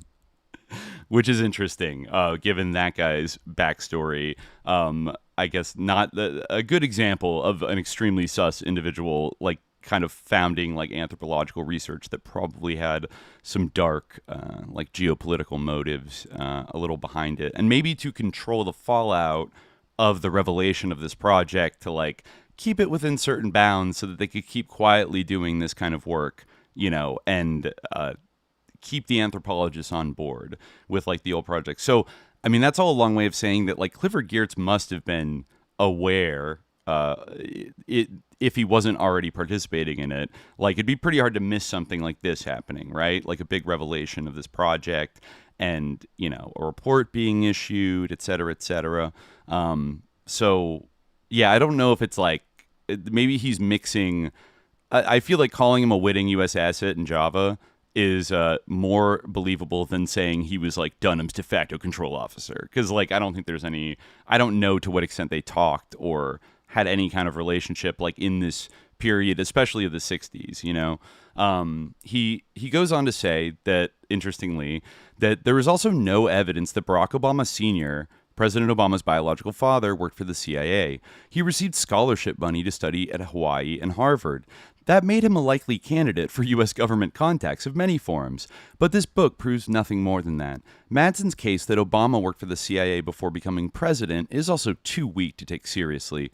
Obama does fit a classic profile of someone whom the U.S. intelligence services would recruit. He was highly mobile, geographically rootless, and from a broken family without any strong community ties, and that had a history in military and government service. He also had a possible dual nationality and had foreign language skills. These qualities are almost tailor-made for the spy trade. Nevertheless, though Obama's first job at 22 may have been for a CIA front organization collecting financial information, Business International Company, a BIC, there is not a shred of evidence presented in the book that he was actually recruited by the CIA or that he ever worked for the CIA prior to his presidency.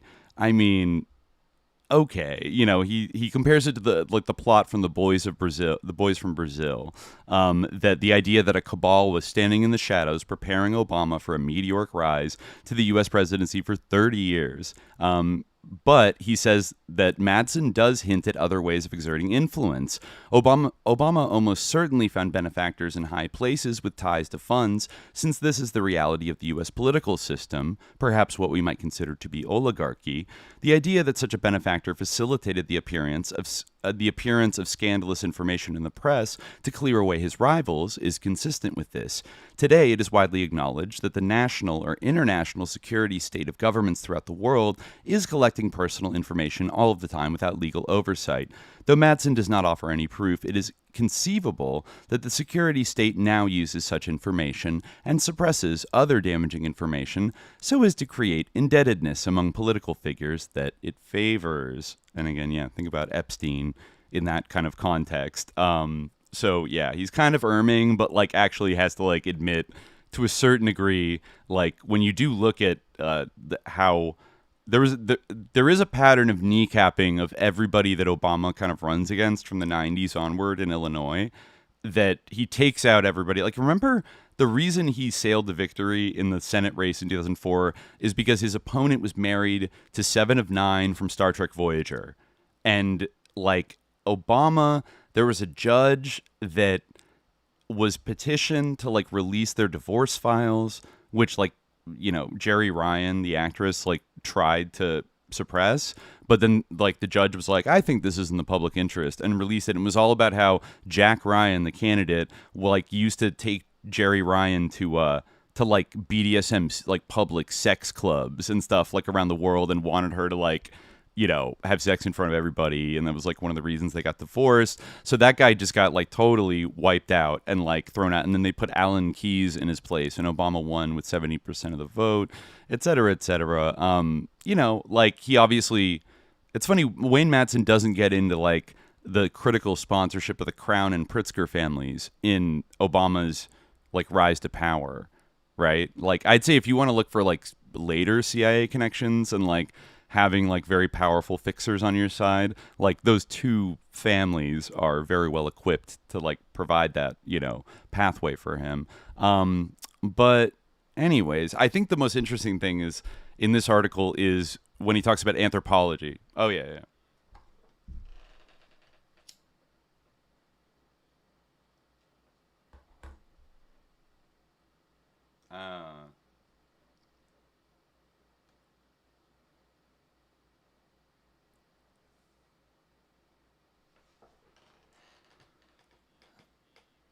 Like out of bounds.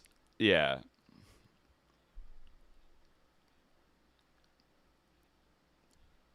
Mm-hmm. Yeah, supposed to be a smart guy. Like, come on. Right, right.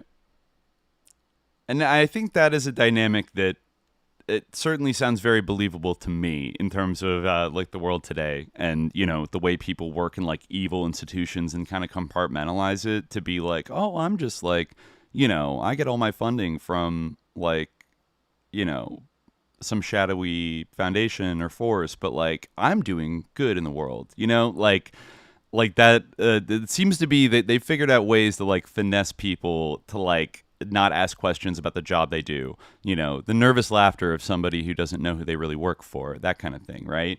And that's where this academic review kind of gets spicy, because he says the implications of Madson's book for anthropology are nonetheless disturbing, and it's worth looking at each of the three issues in turn. So the first one, the relationship between national security, state, and anthropology. He says, the question that Madson, a non-anthropologist, asks about the son and brother of an anthropologist, the question that he asks about how the son and brother of an anthropologist can apparently grow up without any consciousness of the most fundamental ethical principles of anthropology, particularly when these principles are firmly embedded in international law, should rightly make every anthropologist squirm. It would be partly comforting if Madson's premise were true, and that some anthropologists had become corrupted and co-opted, such that they no longer upheld the basic principles of law or human morality, or the basic belief even of human or planetary survival, and that they passed this psychopathology onto their children in the way they taught and raised them. That is Madson's argument, kind of. If a few anthropologists somehow went over to the dark side for whatever reason, there would still be a way to identify them, hold them accountable, and move on. But the picture that Madson presents is not just of a few wayward anthropologists and their children. It is of a profession that has become detached from its own humanistic principles, from its standards and reason for being, and from international law. What the argument in Madson's book is really suggesting, quoting anthropologists like Ralph Beals and his 1966 report, which was long suppressed, along with Margaret Mead's response in 1971, is that anthropology has so long been corrupted that it has now for decades done nothing to ensure that those whom it educates at any level, or who are members of anthropological organizations and who work as professionals, take any enforceable oath of any kind to international law and to the ethics of the profession when they work in practice. Anne Dunham only had a BA in anthropology from the University of Hawaii when she first went to Indonesia. It was only much later she learned an MA and then a PhD there. But she received those higher degrees after working for those agencies that Madson identifies as violating international laws, including the most basic laws that should be the basis for the certification as an anthropologist. Certification to ensure adherence to the discipline's ethical code for protecting the survival and sustainability of cultures and against seeking to transform them for any outside colonial purpose. If the presentation in Madson's book on this is accurate, and it is possible that it is not, apparently at no time this is great actually. Apparently at no time did Dunham stand firmly behind these principles or attempt to teach them to her son. While there is no evidence to suggest that Dunham directly participated in violations, Madson suggests that the organizations that she associated herself with routinely did. He also asserts that others in the field, such as Clifford Geertz, anthropologists at her university, University of Hawaii, and those in the American Anthropological Association, did nothing tangible that is on record to enforce these standards in any effective way. Instead, he suggests they all work to undermine international law and to open the door to financial and political manipulation of the discipline and its members in ways that favored use of foreign cultures for foreign financial and political gain.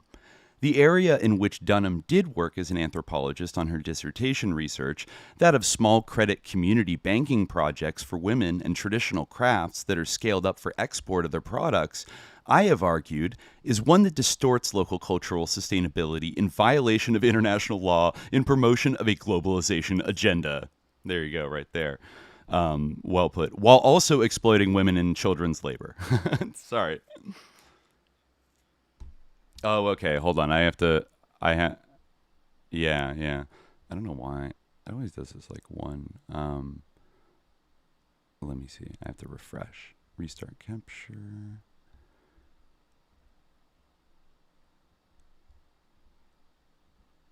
Okay. That should work. don't know why. It is smaller and weirdly... All right, there we go.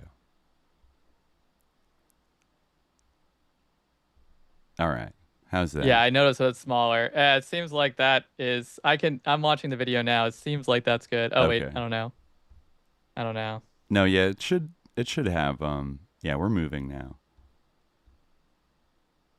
Damn OBS Studio. All right, here we go. Let me try saying something. Yeah, so... No. Yeah, oh, but maybe Oh, yeah, it seems like I'm now. Oh, yeah, you're back now. Yeah. Okay, yeah, We're I'm in back, a slightly yeah. different aspect ratio. We're just on a slight delay. Yeah. Yeah, all right, yeah, we're it's like a fine. 20. Sorry, everyone. I hope we didn't miss too much. No, I was mostly Yeah. reading from the article, so I don't know if I was stopped, but let's think see. if anything people missed the point I made about David Price, that Geertz was a half-witting asset. Half unwitting, yeah. And also doesn't really matter like whether to what degree people are witting and the degree to which you take on faith that he was witting or not, but I don't really know what people heard, but sorry, continue. Okay, yeah. I'll just reread this sentence in case it got cut off. Those who missed it will be able to hear it. I was recording at that time, so you should be able to hear it later. Mm-hmm. So sorry. We're still figuring it out. From this article, he's saying the area in which Dunham did work as an anthropologist on her dissertation research, that of small credit community banking projects for women in traditional crafts that are scaled up for export of their products, I have argued, is one that distorts local cultural sustainability in violation of international law in promotion of a globalization agenda while also exploiting women and children's labor. There we go. Madson's book, however, does not closely describe her work. Nearly 20 years ago, after finding myself routinely pressured to engage in acts that violated international law by some of the very same organizations in which Dunham worked, I authored an ethics code for practicing anthropologists and published it in one of our leading journals. Recently, I have also been designing accountability indicators to hold international interventions directly accountable to international law. I've called for the unionization of professionals, etc., etc. He says, from my perspective as a lawyer who has taken oaths to the law, I find Madson's wider critique of anthropologists to have merit.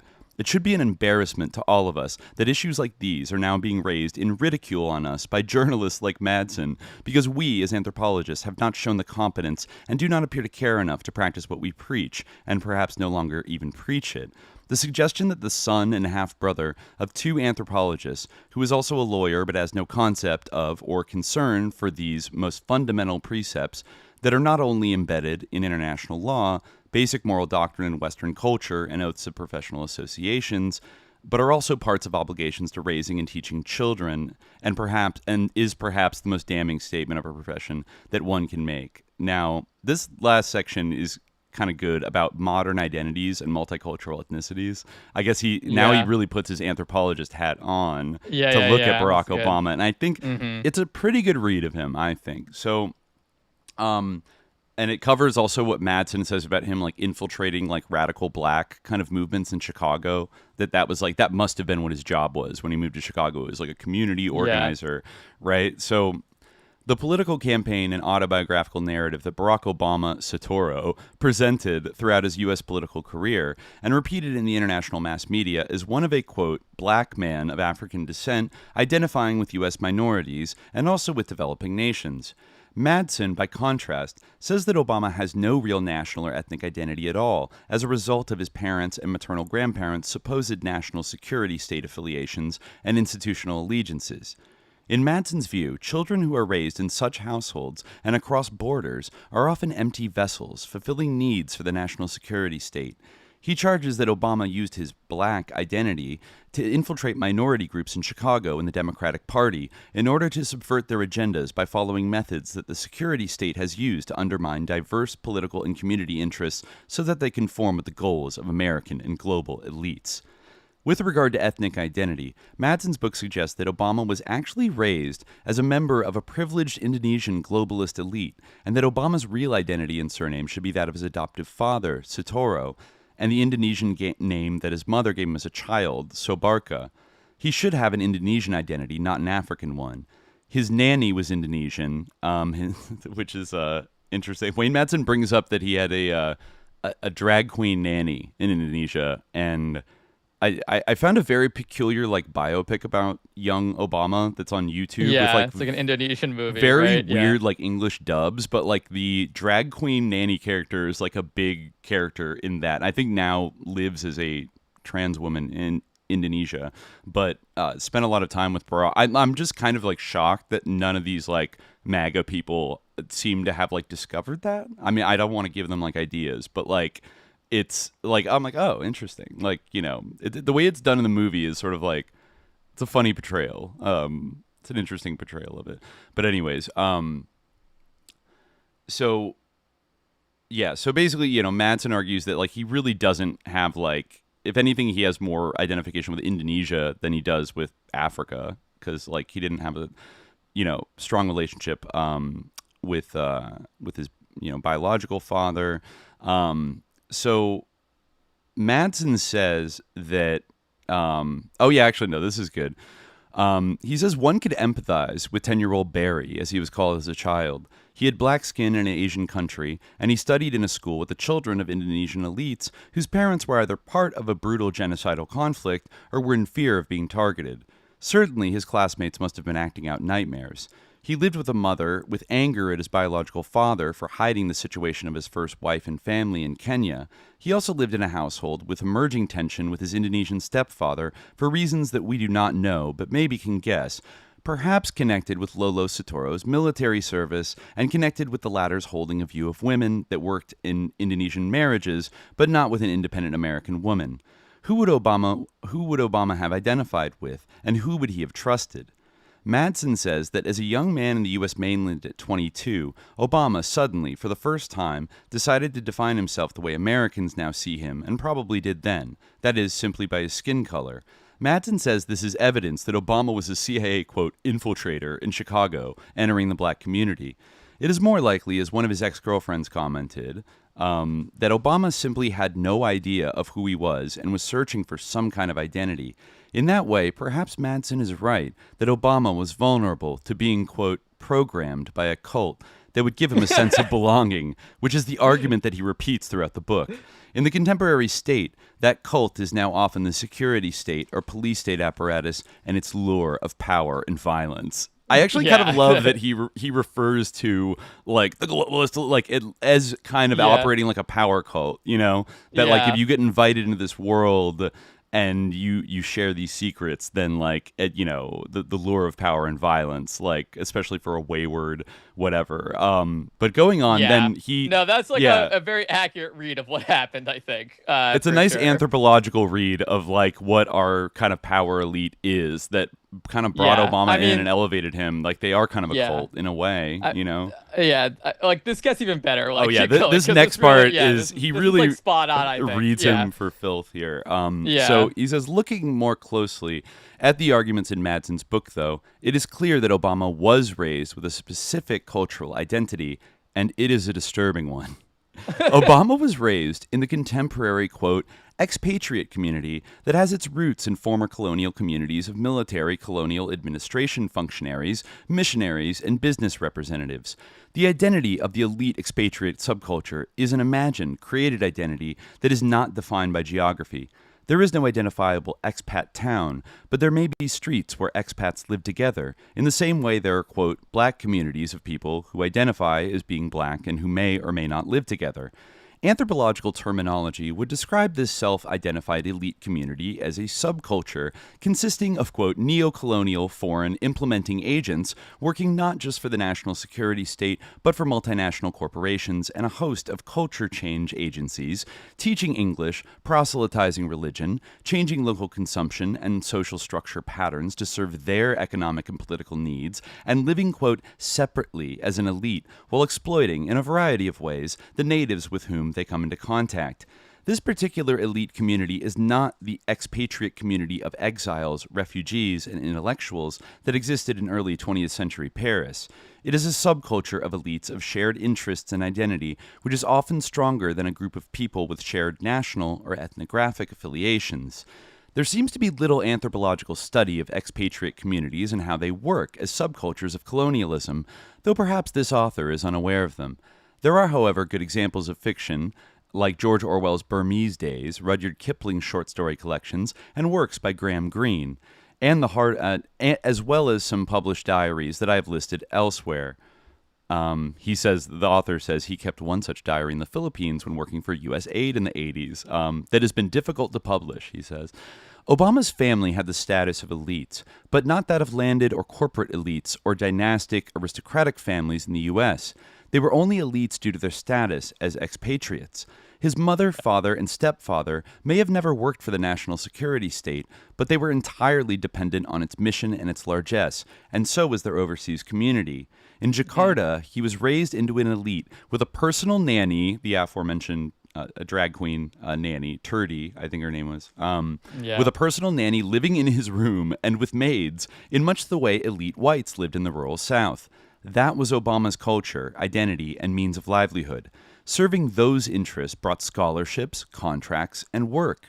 Opposing it meant having no means of livelihood in those communities unless one was ready to be a maid or a nanny or a peasant farmer.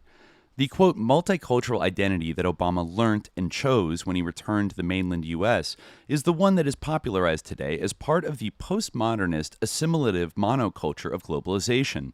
Anthropologists promote it as one that is, quote, diverse and tolerant because it promotes choice of identities within the monoculture and avoids any confrontation with processes of globalization and neocolonialism that are actually destroying the globe's remaining 6,000 cultures.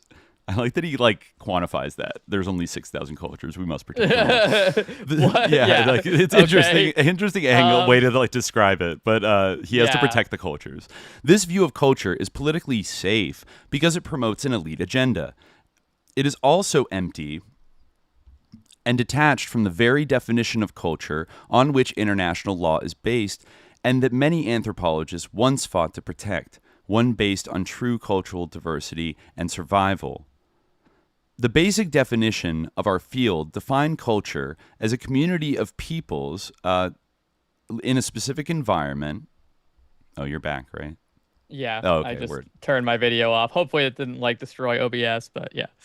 No, I think it's okay. Yeah, we're still going. Okay, so let's see. The basic definition of our field defined culture as a community of peoples in a specific environment and living within that environment and in a network of relationships rooted within it.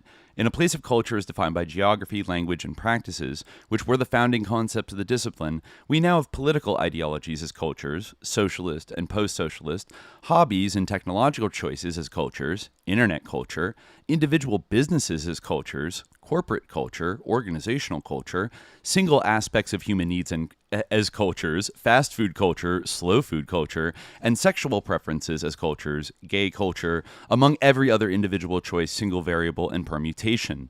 One could also define one subculture as that of global elites and as part of flexible networks of powerful technocratic overseers, as one anthropologist does in her study of shadow elites. And then it was Vettel in 2009.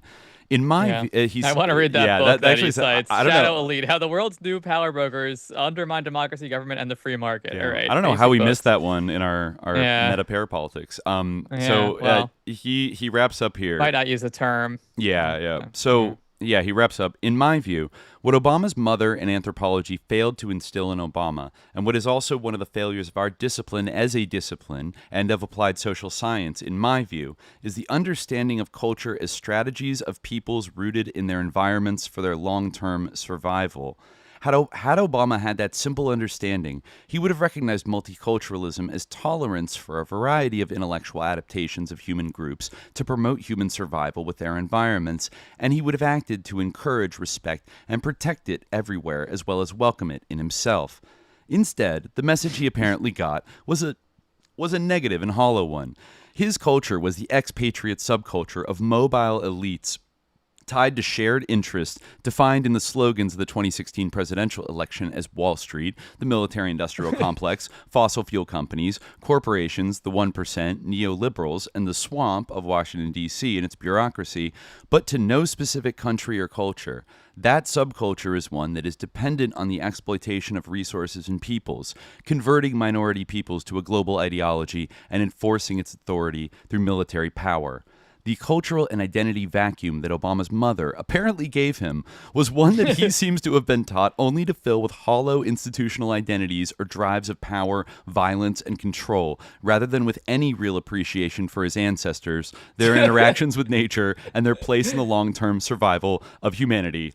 Though not an anthropologist, Madson is telling us that we, as anthropologists today, are giving our children, our students, and the world this lack of appreciation. There can be little more shocking or repulsive than this mirror image turned back on us of what we are creating and what we appear to have become.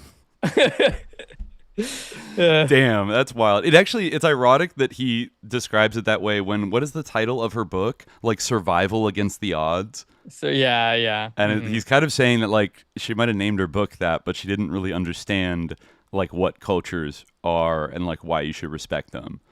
You know? Yeah. She just like, it's the kind of thing where like, and yeah, it's hard to say like, how knowledgeable was she that, I don't know, like that she's part of an imperial process, right? A colonial process. I have a feeling that maybe she would like push back and be like, how dare you? I'm not a colonialist. I work for the Ford Foundation. Like, I don't know. Like, and then did she pass that psyopt worldview that on-topped worldview onto her child? Well, it shows like it shows the idea that like she thought she could work within like that system, whether she like thought she was like a colonialist or not, or like whatever, or whether she like I feel like there's no way it's not in her book, weirdly, like it's not mentioned in her book, like, but like the kind of the Cold War context and stuff like that is like the sort of like the influence of like US policy goals on the nature of anthropological research, like in the time of Geertz and also of her advisor. Like I feel like that's something that like she couldn't not be aware of, I don't know if she actually mentioned it in her full dissertation, but like she might have thought like, oh, but I can work within this system, Like even that other guy said like, well, some people like phrase their research differently and got like grants, to do like work that was like good. Yeah. Which like I'm not saying isn't possible, but like I almost feel like her ideology was like, like she had basically the neoliberal ideology like of like, the Green Revolution and like the, microcredit revolution and basically like of, like what we saw with like Obama's relationship with like Myanmar during his presidency, like prioritizing like development over like a genocide happening. Well, I mean that's like, the real proof is in the pudding. Development is like everything is like worth like development. Like if we can just develop, like that'll help people out of poverty, and that's good.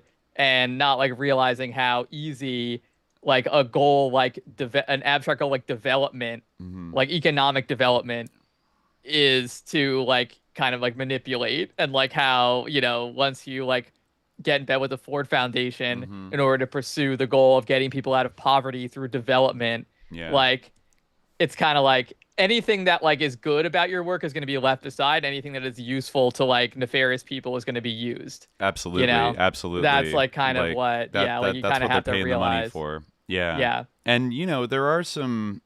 I mean, I feel like she kind of had like a little bit of like a savior complex. Like, I mean, not something super uncommon among anthropologists, but like, But it does kind of bring into question because like her parents were just kind of like she seemed to have a pretty good relationship with her parents, and like they just seem to be the most kind of like normie, greatest generation, like middle class, like I'm a furniture store manager or some shit like that.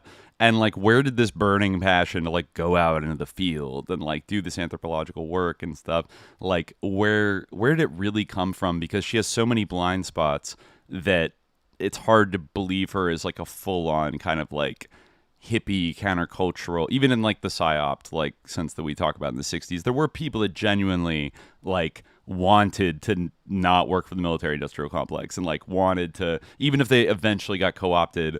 Like, I'm not quite seeing that from her. She does seem to, like, her whole family and Obama have this thing where there's just a big blind spot with like people who end up working for like the government, especially in these not explicitly like military fields, that like, because they're on the civil side of things, they get so offended if you're like, do you know that like you're like, I remember talking with somebody that I knew from college whose like parents were like USAID workers. And I remember bringing up a bunch of like noited shit. This is probably in like 2017. And it was like, I started bringing up some like, well, you know, like CA Franca. And he like kind of couldn't, he was like a hippie kind of guy, like pretty left wing, but like he kind of couldn't handle like having that conversation that like is no, like they do so much good around the world. They're like the one thing in the US government that isn't sus, right? I mean, you saw it when they defunded it earlier this year.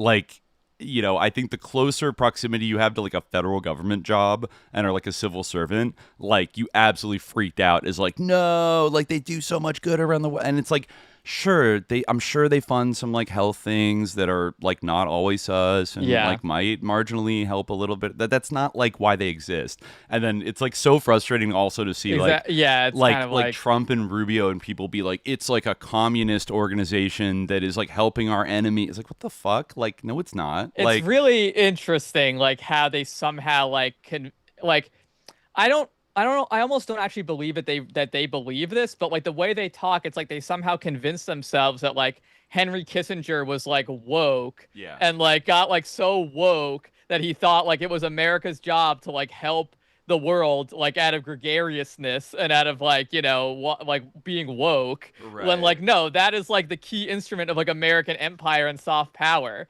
That's how we make the entire world like dependent on us and like enslaved to us. Right. Like that's why these foundations were made. Get rid of that is like insane. Like that's why I almost feel like it's not like that, like those, like that purpose like will be folded into like other things. Or like, unless they've truly lost it, and like we talked about this before, like maybe not lost it, but like are pivoting to a different grand strategy, you know, that like is a totally different like model of empire than like the one in the past that they feel is like more viable for like some kind of grand strategy that they see down the line. Like, because it just seems like, it does seem kind of obtuse to like think that like this is not something that like has like, you know, bolstered and like basically been like the mortar of like the American empire is like our soft power, like through the foundations, through like aid organizations, through, you know, like because the actual economic and political system is like, if you showed people what it actually was, it would not be appealing. Like definitely not in the Cold War. As Chomsky said, like the democratic system, like, you know, like through like, or the Aesop moral, you know, like persuasion and kindness,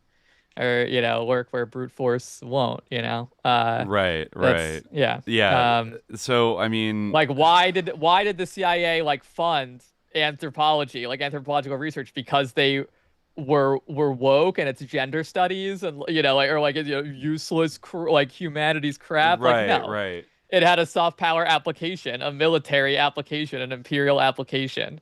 Like, it's not like because they were ideologically luxury belief, blah, blah, blah. Like, it's nonsense. And that's what makes me think that you can't like really like JD Vance, like, does he really believe that? You know, does Marco Rubio really believe that? It feels so much like something you'd say to the Rubes to like get them whipped up, but it's like such bullshit if you know anything. Either they're planning on like reorienting that whole like, you know, apparatus into like under different agencies, or they're pivoting in some way where they feel like they're focusing on other things like that are all like, you know, they feel like these resources are redirected to some other imperial aim, like conquering North America or something. Right. You know, rather than, you know, projecting power like more broadly around the world. Although it does seem like obviously like the Middle East is still of concern, you know. So it is, and like, I mean, Asia, we might see.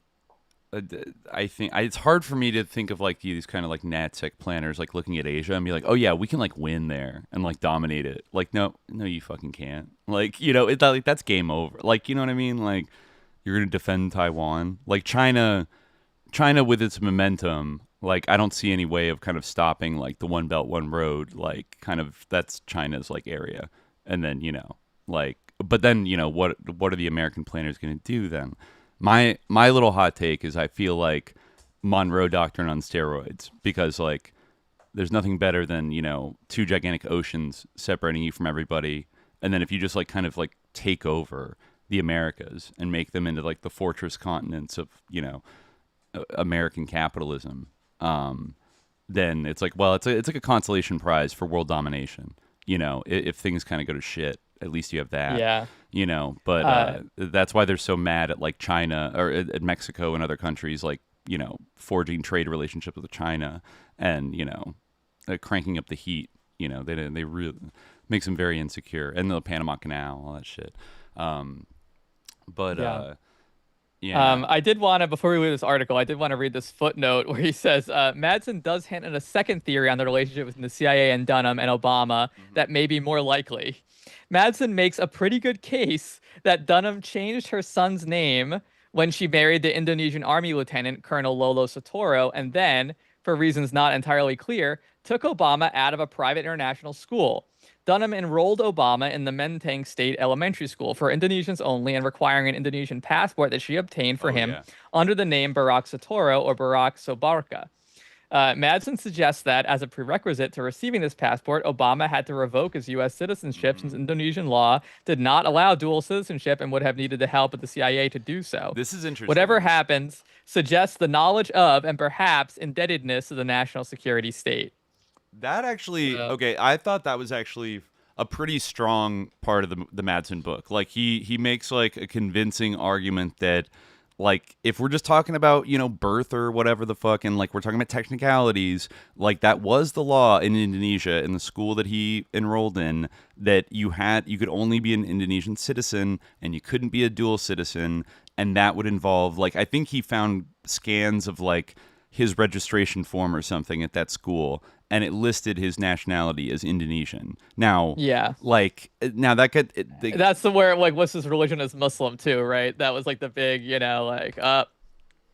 Go. I mean, so I think you almost could look as like, the birther Kenya thing and Trump getting all caught chasing that, bright red car was kind of a distraction from what could have been maybe a more legitimate, like, constitutional issue of, because like I think Madson says, like, fairly that, like, I honestly can't say whether or not this would be like illegal. This would probably have to go to the Supreme Court because we've never had a situation like this before, and they would have to like rule on whether or not, did he actually, like, it says, I think you have to be like it's either natural or native born, like, citizen, and like renouncing your citizenship would like change your status to something else. So then, like, would you forfeit the right to run for president, blah, blah, blah. Or is it like he told Indonesia that they canceled his citizenship, but then he just like kept a passport. And then like when he went back to Hawaii, he's like, yep, I'm American, and just like didn't tell America about it.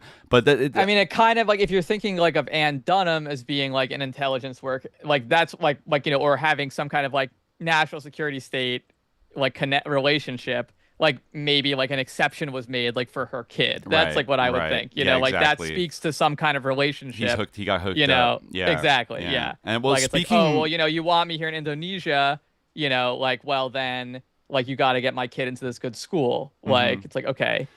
You know? And they moved into a very nice neighborhood, Madson points out, that had, security, like big walls and security guards and like a nice house, and like it for, I don't know, it's not like she was making a lot of money and the stepfather was in the military. It's like kind of a weird move. Like they moved in like kind of like a diplomatic area, like where a lot of expats were. They wanted to be around their own culture, right?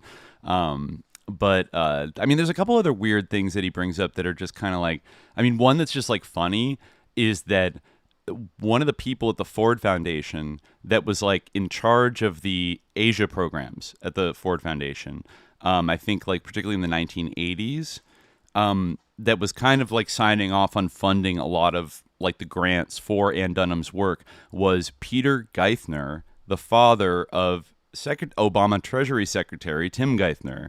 So, like they knew each other going back a long ways, and like Geithner comes from this like Forward Foundation fucking like lineage, so you could see like those types kind of huddling together. The other thing that Madson like zeroed in on that nobody else has discussed, but I thought was just like, I have to mention it because it's intriguing. He like mentions all the languages that Ann Dunham speaks, right? Mm-hmm. And it's kind of crazy. I mean, she did learn Russian. And, she speaks like Javanese, I get, like the maybe two different dialects of like Indonesian and a couple of languages. I forget it. She speaks Urdu because she spent time in Pakistan. That's another, thing with Obama going on vacation in Pakistan, like 1981, that some people look at a little sideways as like interesting.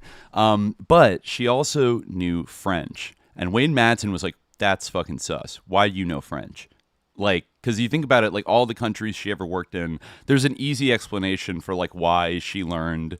Maybe Russian's a little mysterious, but like it's well established, like because she met Obama Sr. there, that like she was at that, in Hawaii, and all the other languages are related to like her field work and everything else. But she speaks French, and Madson zooms in on a period in the 80s where like I forget where she was allegedly supposed to be doing field work.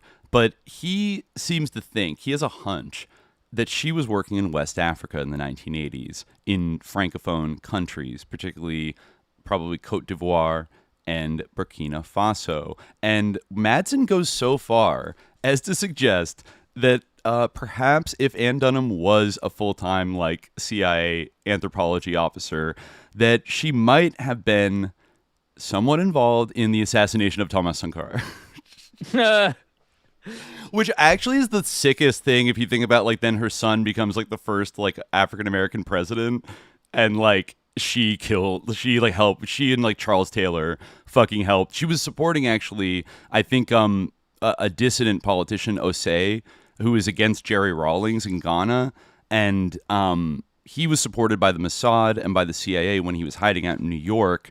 And apparently had deals with Israeli crime syndicates that if you went back and overthrew Jerry Rawlings, that they would build a casino and they would get diamond, gold, whatever. And is that based on anything other than Ann Dunham saying that she speaks French?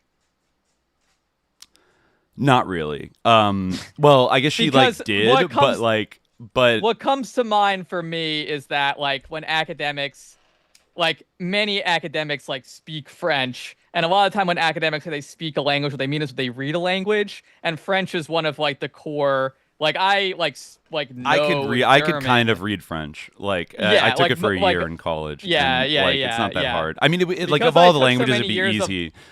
However, because I took so many years of Latin, I feel like I can read almost any Romance language. But the thing is, like, often when you go to like a graduate program, because of secondary literature, it's like a requirement that like you study French or German. Right. Like I took a German for reading class. I'm not. It's like, why does he know German? It's like, well, because it was a requirement. One thing that would maybe like clear it up is like, when did she learn French? Because like he's referring to her knowing French during the early mid 1980s. When she would have potentially been in West Africa, and like then she went back to school only in like 1987 or 88. Yeah, right after Sankara died. Like she went back to school. But like, was she like there? Like is there anything to suggest that? I gotta bring it. I gotta bring it up right now. Yeah, it must be based on something else other than that. Let me see. So it was on page. Well, there's one other connection that the ball again. It's like weird and kind of just like could be random, but let me see. I have it on 157 had this whole section about West Africa that was kind of like a whirlwind. Once I started seeing like he names like Charles Taylor, like Wayne Madson was woke about Liberia. He's like the CIA backed like civil war in Liberia, which is like Charles Taylor but backed by the CIA, etc., and Sierra Leone. Okay, so here we go. All right.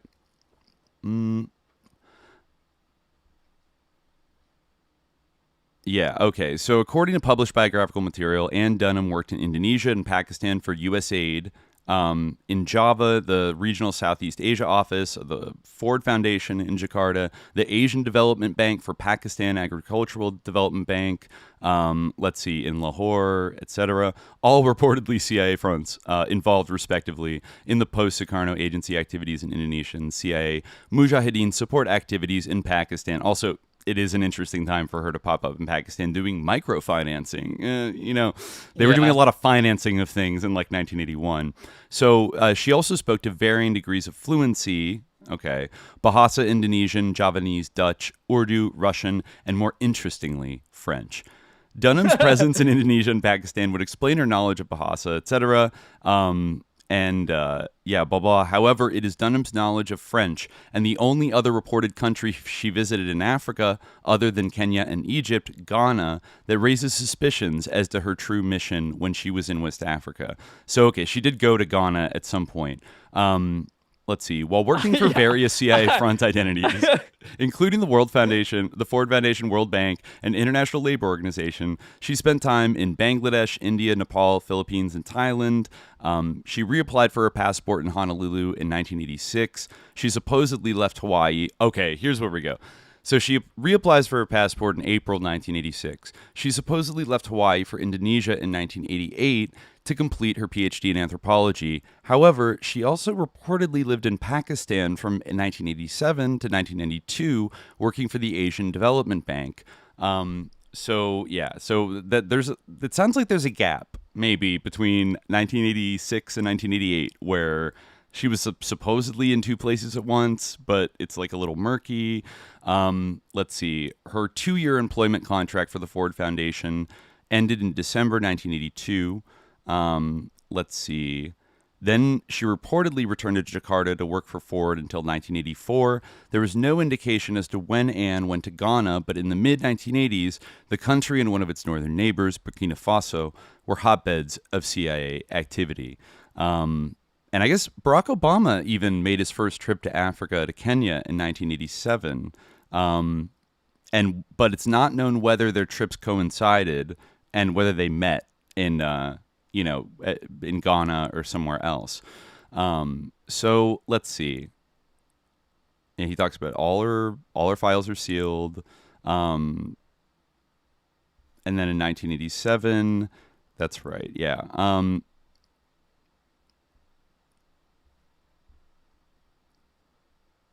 Okay, this is all about Osei, the Ghanaian CIA-backed mercenary. He's kind of bringing this up as an example, but honestly, he could use Charles Taylor as well. And let's see, Okay, so here we go. The CIA was not as sanguine about Rawlings. They decided kind of like to stop cooing Rawlings, like in the 80s after they had a failed attempt, and then he like moderated. But they were not as sanguine about his colleague to the north, Thomas Sankara, the leader of Burkina Faso who praised Fidel and Che Guevara. Sankara became a public enemy as far as the CIA was concerned.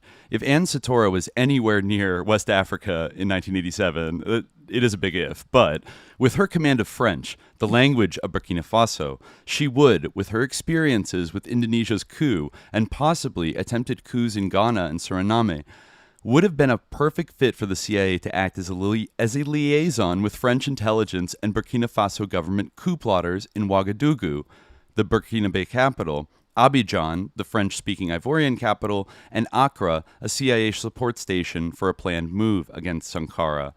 And there were a lot of like French moves going on in Abidjan and elsewhere. The Tolbert family was kind of running things. Anyways, the CIA's operations against Sankara also reportedly involved a number of CIA-backed English-speaking guerrilla assets in West Africa, including Charles Taylor of Liberia, Fode Sanko of Sierra Leone, and Yahya Jammeh of Gambia. All three enjoyed close relations with Libya's Gaddafi. Taylor and Jammeh would later overthrow the civilian leaders of Liberia and Gambia, respectively, with CIA help. Let's see. Sankara, we all know this. And he denied to pay the IMF debts. And there was strong suspicion of Mossad involvement in this coup as well. And It's not. He basically just like describes the coup and is like, it's not certain what role Barack Obama's mother may have played in the coup against Sankara in 1987. But interestingly, in 2009, Obama and the First Lady feted Sankara's assassin, Blaise Compaoré, and his wife at a reception in New York at the time of the UN General Assembly summit. Sankara's ideas about non-interference in the affairs of other countries, healthcare for all, rejection of international banking schemes, and self-sufficiency obviously fell on deaf ears for the first African-American president of the U.S., who appears more interested in backing CIA machinations against its own cousins on the African continent. However, by meeting Compaoré and later snubbing Suriname's president Bouters, Obama may have been paying homage to the CIA activities of his dear old mom. Yeah, she had something to do with the Bouters as well. And then Compaoré returned Obama's friendship by bringing Burkina Faso firmly into the web of U.S. military and surveillance activities in Africa. AFRICOM was permitted to open a surveillance base at Ouagadougou International Airport. I mean, yeah, like Blaise Compaoré, CIA. I don't know. Yeah, not quite. His writing style is very funny. No, it's just kind of like free association. He's just like, throwing down, yeah. Yeah, like, okay. But big if true. Yeah, some of that, like, I guess valid, like, does the idea that she was involved in Thomas Sankara's assassination like quite hold up or have really anything to back it? Like doesn't seem there were a like lot of it, CIA right. assets that spoke French. Like I don't see what it has to be her. You know, it's just like hypothetically she could be one of the people like translating. But yeah, it's like I don't think he was told that by anybody. It kind of almost seems like an excuse to like talk about that and like get mad about that and then like indict Obama for like feeding his assassin. Right. Which, he was the president of Burkina Faso for the next like 27 years and like every U.S. president was like cool with him. So it's not like super like, whoa, crazy. It's much more sus that Obama worked for like that CIA front organization. Actually, like, I remember that one of the few like references to Obama in like Dunham's book or like, in the introductions to Dunham's book is this one where I think this is from Dewey herself. Let me from Alice G. Dewey. She says that she came across a letter from Anne dated February 1984 in which she mentions that her son Barry was, which is in quotation marks, was working for a firm which did consulting work regarding the social, political, and economic conditions in developing countries. She goes on to say, he seems to be learning a lot about the realities of international finance and politics. And I think that information will stand him in good stead in the future. There is like an ellipsis in between those two things. I wonder what was there, but she was not to live long enough to know what a prescient statement this was. Well, I don't know. Did it stand in him good stead? I mean, he was working for a CIA like front organization. He really was. Like, I think that even the academic reviewer kind of like brushes that aside as like, yeah, well, he worked for like an acknowledged like CIA front company that collected like private intelligence on primarily on Eastern Bloc and also like Global South economies. Like that was kind of, they had offices all around the world. And, I think, I forget, maybe Madson says that like he didn't have like a low, like he wasn't like the coffee guy at that job. Like he had a secretary and like his own office and was like meeting with like West German officials and like all kinds of international people and, kind of like had accounts and was like running around doing a lot of stuff for a couple of years. And, so I mean, I think like whatever, like whether you say like that Obama was like a CIA like at like a witting, like again with the witting issue or like or not, it's quite clear that like his like quote unquote knowledge of like how international politics and finance works was like basically like a CIA upbringing, kind of, like basically, like kind of like grown up with like a CIA adjacent academic mom, and then like working for a CIA adjacent like in like an analyst company that basically is like being kind of like a privatized CIA. When he was growing up, basically like he could have like thrown a rock in like any direction and like hit like a CIA asset. Like that's like meaningful. I just want to throw out there's one other weird thing about West Africa and Dunham. This is an actual relationship that Madson doesn't do this, but I remember this shit, and this is actually a little sus. She ended up serving on the executive committee of something. I think it was a World Bank affiliated like org called Women's World Banking, which is all about, getting women to do microfinancing, whatever. On that board in the mid 1980s, she served with Ellen Johnson Sirleaf, who did work for the World Bank and a couple other like sus banks in Washington, D.C., and then rather famously took over Liberia after driving out Charles Taylor with like basically like the backing of the CIA in 2003, but also was a supporter of Charles Taylor like leading up to his CIA-backed rebellion in 1989, and is basically kind of like the globalist like choice for like running Liberia after they destroyed it. Like, so she's, and she also, he points out, like Obama, got, a Nobel Peace Prize, like, just for being cool. You know what I mean? Like, not really like doing anything, just like Obama did. And so Ann Dunham and Ellen Johnson Sirleaf like knew each other and worked together at the World Bank in the 1980s on like women's banking kind of shit. And so one could see if, Ellen was like, hey, Ann, there's something, I'm working on a special project, to overthrow Samuel Doe. And we have this cool guy named Charles Taylor, and the CIA is totally in on it. Like, maybe we should. You speak French, right? No, I'm just kidding. But like, that is a connect, because she, like, Ellen Johnson Sirleaf like pretends now that she was just like a peaceful like grandmother that loved like international banking and like was so like, you know what I mean? Like, just like totally harmless, like academic economist person.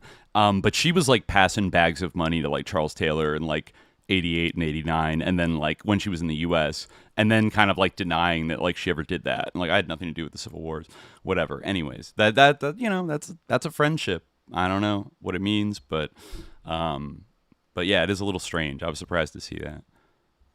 Yeah, but Ann Dunham did like kind of like in her book she kind of like nudges like the world, or like she is kind of like on the side of the World Bank against like protectionism, like in Indonesia. Like she's kind of saying that like, oh yeah, we need to like open this to like free trade. And trying to find like the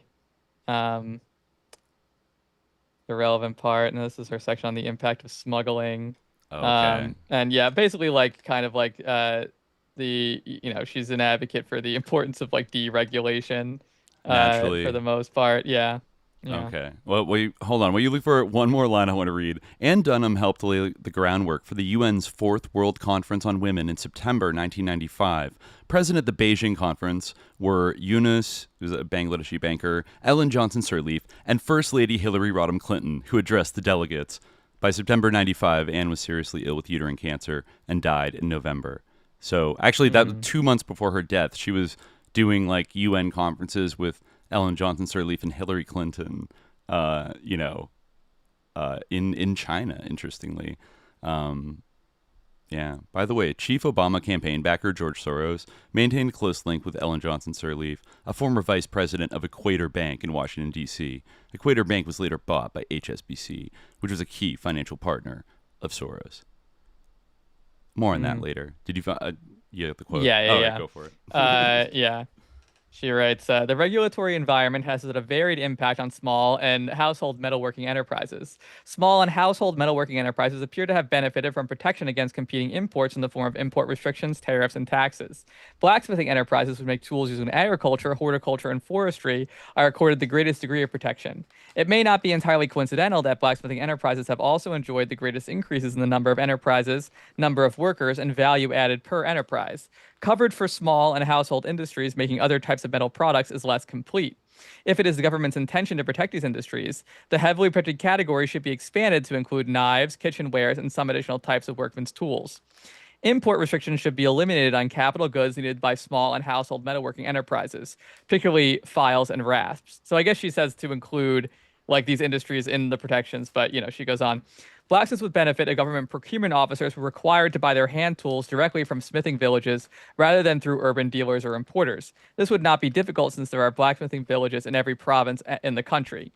It is estimated that 6% of small and household metalworking enterprises have been displaced by imports, which have been brought into the country legally. In addition, these enterprises must compete with smuggled imports, which are more competitive in price because they are not subject to tariffs and taxes. Only 1/5 of the metal products which are legally imported compete directly with products made by village smiths. Importers apparently do not find it very profitable to compete with village enterprises, even in categories such as knives and kitchenwares, which are not heavily protected. The value of imports in these categories is relatively low because village smiths can regularly underprice imports in the marketplace. The reverse side of this is that village smiths who make knives and kitchenwares cannot raise their prices because of the threat of increased imports, and thus their levels of value added and profit are lower than for blacksmiths. Village smiths are relatively unaffected by the flow of raw metals in and out of the country. This is because they rely mainly on recycled metals. It is possible that the elimination of the government monopoly on steel imports would cause steel prices to drop so that blacksmiths could use at least some new metal. It is also possible that a reduction of tariffs and taxes on some types of manufactured imports, for example, vehicles, would eventually lead to a reduction in scrap prices, but only after a lag of 20 years or more.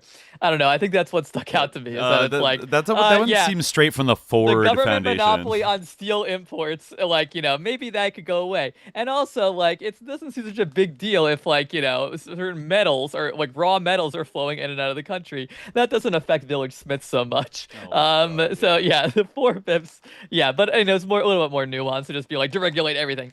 Yeah. 4/5 of the metal products which are legally imported do not compete directly with products commonly made by village smiths. Yet low tariffs and taxes on these products may have a discouraging effect on the expansion of village smiths into new product types. Village smiths could easily learn to make some of these products, for example, interchangeable blades for machinery, if they had prototypes to copy and firm orders. Blah, blah, blah, blah. Like, talks about export promotion. For small and household enterprises in Code 39, particularly those which make silver jewelry and gamelan instruments, are exporting a large proportion of their products. The secret of their export success lies not so much with the export promotion efforts of the Indonesian government as with the activities of foreign traders based in Yogyakarta and Bali, and with favorable terms for trade granted by the United States and the European Economic Community. The willingness of jewelry makers to adapt their designs has also been important. Et cetera, et cetera. So she's got that antique jewelry economy. Yeah. She's gonna make it boom. Yeah. Yeah. So yeah. Definitely. No heavy industry, but like lots of antique handicraft jewelry for people. At Martha's they Vineyard. Could grow. Yeah. Mm-hmm. By the way, did you see that? Did you see that Les Wexner apparently is buying the house? I think on either Martha's Vineyard or Nantucket, where I guess it's not the current house the Obamas live in, but like they did live there for years. And now Les Wexner's buying it. No, I did not see that. Apparently. But yeah. It's an interesting family legacy of neoliberalism. It really is. And where is he now? I guess he's like too scared of Tulsi's what Tulsi has on him or whatever, that he like won't like what a waste of a post presidency, like it's amazing. What a waste of a presidency. What a waste of that's why there is something just fundamentally what motivates this guy? Like I guess is a that cipher. Was the idea. That's like, that people make excuses for him, like, he has to like do that, blah blah blah. It's like kind of ridiculous, but it's obvious that of course, what a waste of a presidency, but also like when the whole like shackles of his legacy or whatever were off. Oh my God! I mean, he's not gonna have besides like I guess like Obamacare, like his legacy is there's not much there, and you could argue that he leaned into things that became bigger problems, like down the line. He always compromised. He never looked back. He always looked forward. It's crazy that he didn't push through like single payer. Like, why can't we just have like single, like a public option? Why can't we have like the Obamacare marketplace sucks. Yeah, no, like it does. I mean, I guess it's like nice that you like it's a little bit easier to get insurance, but like it's such a disappointment, and like you just know that like the Republicans would like have just pushed through whatever they want. I mean, there's just so many examples of that.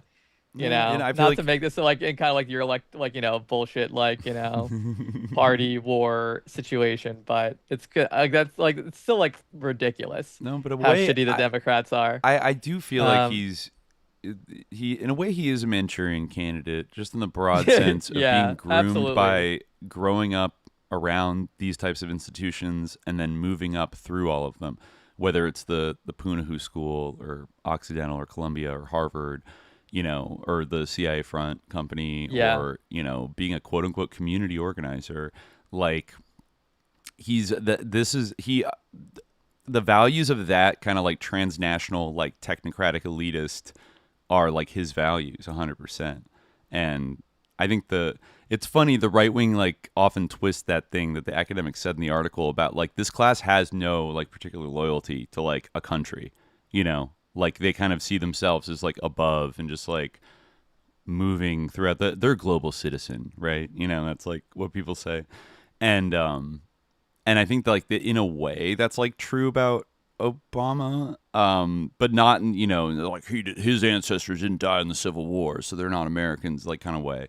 But just in a general sense of like the expat people, even though they're intimately tied to like schemes of American power, they kind of exist like floating above it all. And to them, it's just like, yeah, why not? Like just break down all the barriers to everything and just make like, kind of like a global monolithic neoliberalism, and like grind all the 6,000 remaining cultures to dust. Like I don't know, grind all 6,000 cultures to dust. All the ones that are left, yeah.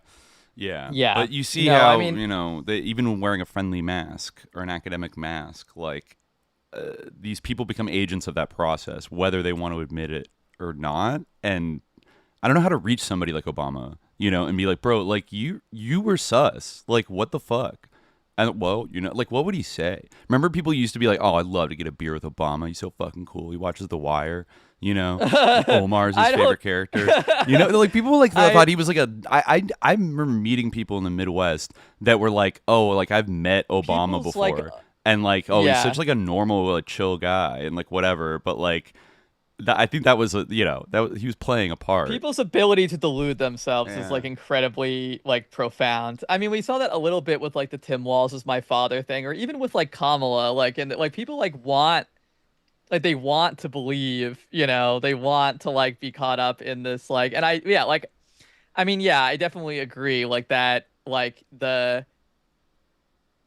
he was a CIA asset, like for sure, and like whether. Like, I mean, like he could have his life could have gone in the direction of like becoming, another Ann Dunham, someone who would do this type of research. Mm-hmm. But in fact, like if you're talking about like that culture, like that expat culture that is like deeply embedded with like these agencies and like with, American like soft power, then like he became like a much more valuable to that like cultural that social group as a representative of that culture, in that he like became the president. And what did he do? Like he served those groups like better than anybody, in fact, like almost when people are like, well, like the right wing is like critical of the CIA now, like in a way like that almost is an Obama legacy, because like he almost made like the culture, like the cosmopolitan culture of American intelligence visible in a way that like it could become the target of like right-wing animus, where like it's not like the actual function of it that like they're outraged about, it's like that they don't like, seem like they're on their side of all the issues and everything else, and so they don't like people having that much power. But you're right, like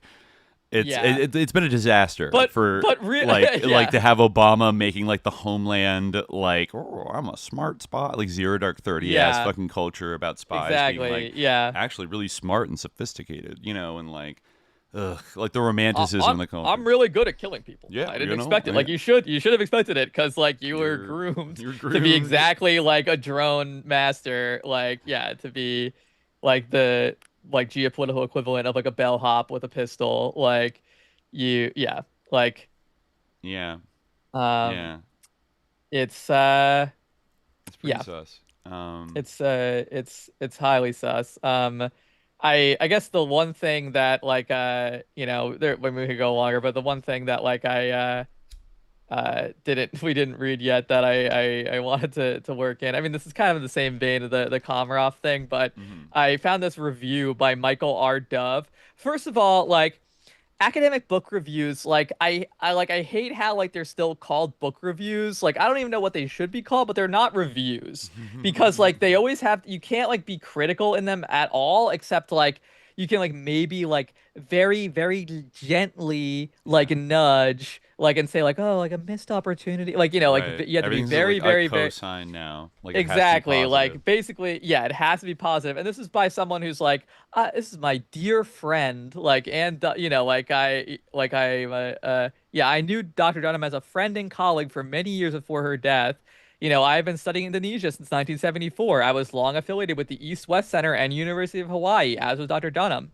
And I worked for 6 years with support from the Rockefeller and Ford Foundations as a visiting professor and research advisor at Gajah Mada University in Yogyakarta, which sponsors some of her research. Our paths also cross in Pakistan, where we both work for shorter periods of time in the midst of our Indonesian work. Based on this acquaintance, I have previously written a short article on the implications of Dr. Dunham's career for her son, the U.S. president. Blah blah blah. You know, yeah, but like he talks a little bit about that at the end of this article, which I thought was also kind of like funny in hindsight. Recognition of Dr. Dunham's political principles and courage, because he's saying she's courageous because she pushed the envelope in her stance toward the Suharto regime by like lightly criticizing it. Wow, brave. So recognition of her political principles and courage brings us to her son, President Barack Obama. The volume's editors, Dewey and Cooper, who started working on the manuscript in 2005 before the then U.S. Senator Obama made his run for the White House, say little about what sort of influence Dr. Dunham's work, profession, and analytic outlook may have had on her son, whom some observers have characterized as an organic anthropologist, although Dewey does add one sentence to the effect that he learned his lessons well regarding the need to be a good family member, a good neighbor, and to help the marginalized people of the world. That's another kind of like, I mean, again, like I do think it's probably a little bit more plausible that like maybe like they did just decide that like Anne Dunham's book, like, you know, was worth publishing, but I don't know. I feel like there's so much doctoral work in anthropology. Like, you know, again, like, sure, maybe they were just like, oh, she was our friend. Like, she, you know, and she died. And it's, her son's it's the president sad. Well, now. but her son wasn't the president yet when they started working. Oh. And Anne Dewey was like 80 years old and didn't even know how to use a computer. Right. And was like getting these floppy disks, like, you know, with Anne Dunham's work on it, and like bringing in like adjuncts who like had full teaching loads to like get this manuscript together. And I get it, like, you know, this is your friend. Like, it's kind of like, you know, that like is a fair enough explanation.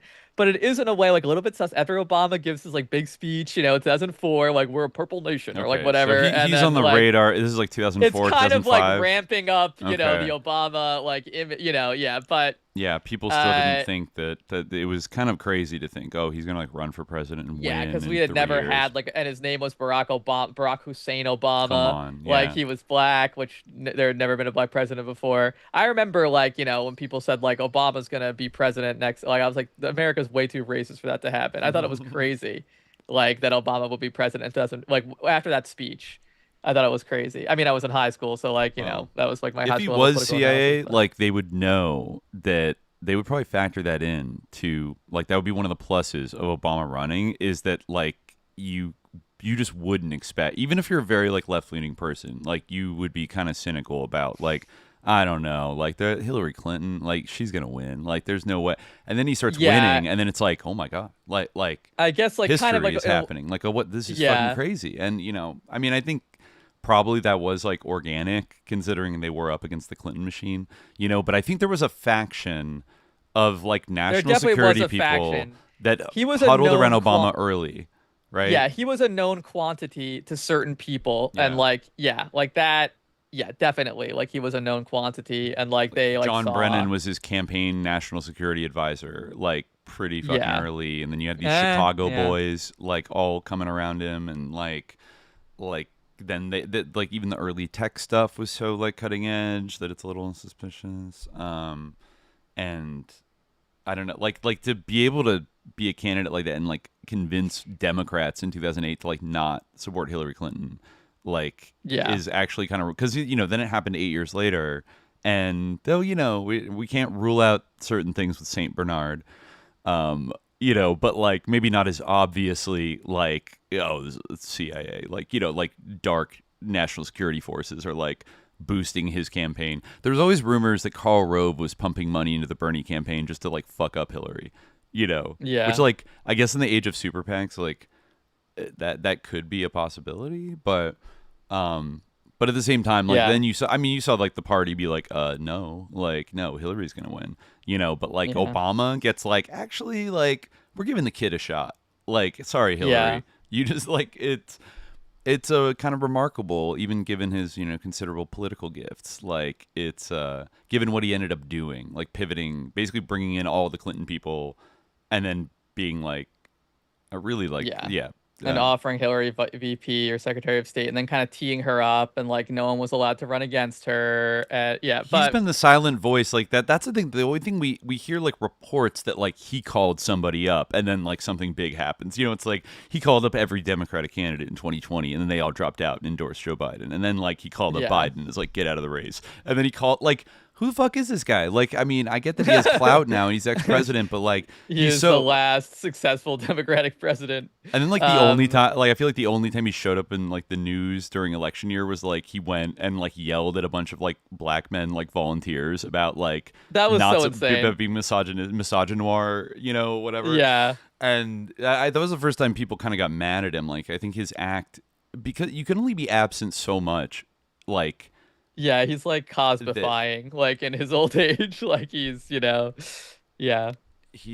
remains. Hopefully not in the like serial rapist manner, but in the pull up your pants mode. I feel like that's been his main setting for the last couple of years. Yeah, I just have to like. I hope one, like, I know there's a lot of like liberals that still look back, and those are the golden years. And Obama, if they would just have a president like Obama again, they would just love it. And he was so smart and so well read and so sophisticated.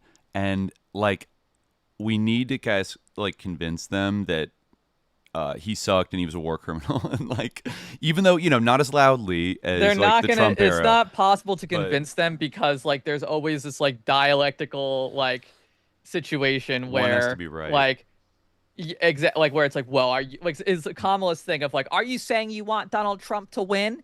If not, then I'm speaking, like, or whatever, like that thing, like that, like that'll always like be there, like so there's no way that like you're ever gonna like be able to make that, and that's the thing, but they're two sides of the same coin. Like, just imagine like all the groundwork that like was laid by like Obama's like technocratic like governance. Like, now think about like what's happening now, where we have like Mark Zuckerberg with his necklace and like where's his necklace? His chain. Like going on Joe Rogan to talk about how like we had to censor you, or like what, and like these like people who are like integralists are now like marshaling the same like national security state that Obama like helped build up. And then like the cycle will repeat, where all these people are going to be like sorkined out over like the next whoever to come along. Yeah. And they're going to be like, take all my freedoms, like, like make ChatGPT, like, control my like food or whatever, and then it's going to be like, oops, right. Let's sell out like these important causes, because it's much more important that like, let's, just like, sell Palestine up the river. Like, let's not care about this because it's much more important that we defeat Trump. It's like, oh no, like we laid the groundwork yet again, like, because we said we couldn't care about this because like it was much more important to get the shitty healthcare marketplace. Like, now, like we have people being rounded up in the streets because they wrote an editorial. Like, now we have like American citizens being detained for like saying like, I don't support like the ritual complex of American empire. Right. Like, the complex. Yeah.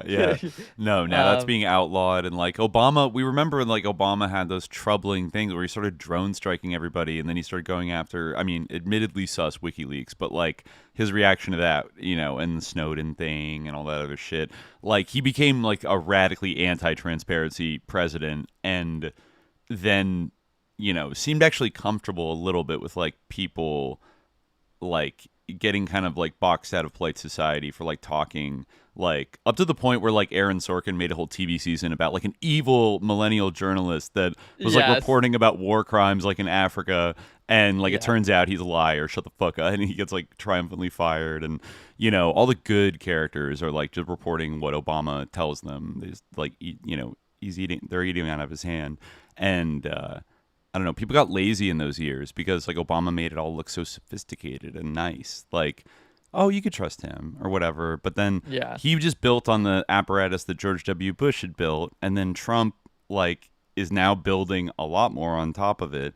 And you know, he also started the whole like basically like we're gonna stick by Israel and we're gonna like fuck with Russia, like that paradigm, which we're still kind of like yet to extricate ourselves outside of, even with KGB asset Trump, you know, all over in the, you know, blah blah blah Oval Office. But like that was disastrous. I feel like it's like not great. In retrospect, like there's a lot of dead people now. Yeah, you know, and like it's just, and there's something just, and we're gonna like basically like just like murder people like nonstop in Central Asia and South Asia, like hybrid Palantir, like fifth generation warfare, like, you know, internet supercharged to like kill state, you know, that Obama was like, you know, like the experience of that drone program in the early 2010s and like, you know, autonomous, like, you know, remote, you know, weapon systems and shit like that is now like coming up with the Silicon Valley, who he also like pretty much let them do whatever they want and like joined in this like cultural complex of like good nerds that are just going to make the world freaking epic.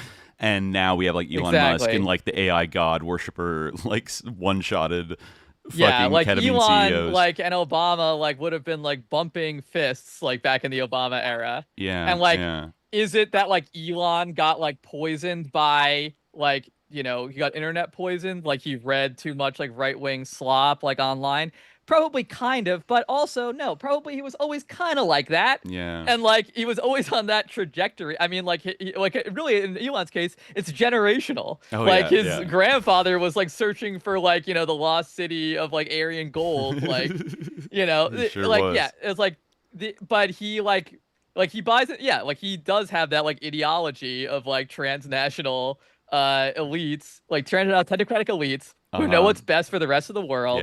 And like, you know, nothing else matters. And what's Obama like, doing? You know, like using sus foundations to like overthrow governments that he doesn't like, and like doing like vicious counterinsurgency programs in like the global south, like, you know, which wasn't literally what his mom was doing, but like adjacent enough. Like the area of focus on things, it echoed downward through the generations there with Obama. And like, I don't know, there's just such an emptiness at the core of him. He is the man who wasn't there.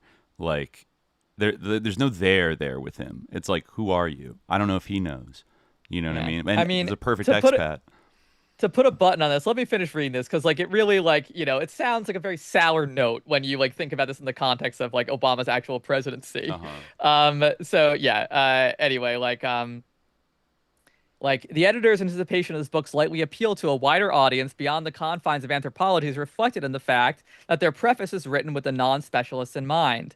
The publisher is unabashedly courting this wider audience. The Dust Jacket describes the book as an anthropological study by the mother of President Barack Obama, and Duke's editorial director, Ken Wissaker, has stated that the book will shed light on part of President Obama's legacy and why his life brings something different to the presidency. This representation of the book has raised the question in some minds as to whether it was published on account of Dr. Dunham's work or because her son became the president of the United States. But this misses the point entirely. This book, an estimable ethnography in its own right, is of unique interest precisely for the connection between the two, for the light it sheds on how Dr. Dunham's work may have shaped her son and thereby his presidency. Some U.S. citizens have responded to the election of President Obama as the United States' first African-American president with deep-seated anxiety that he is not, quote, one of us, e.g., as in the so-called birther movement, that he was sent here for nefarious purposes by others beyond our shores. He was sent here by nefarious purposes for others within our shores. But anyway, ironically, President Obama's mother spent her entire career living and working with people who are very much the quote-unquote other. But she was able to show that in terms of some of the most basic ideals and aspirations, they are much more like us than we expected. And this point returns us to Geertz, who once wrote that, quote, the aim of anthropology is the enlargement of the universe of human discourse. An expansive discourse was certainly a central goal of Dr. Dunham's work and life. I do like how he kind of subtly is saying like she is the same as the guy who she just ripped for her whole introduction. But anyway, in her doctoral research, she immersed herself in the lives of village craftsmen in remote Javanese villages. In her professional work on microcredit, she worked closely with slum dwellers, factory girls, and plantation workers, among others.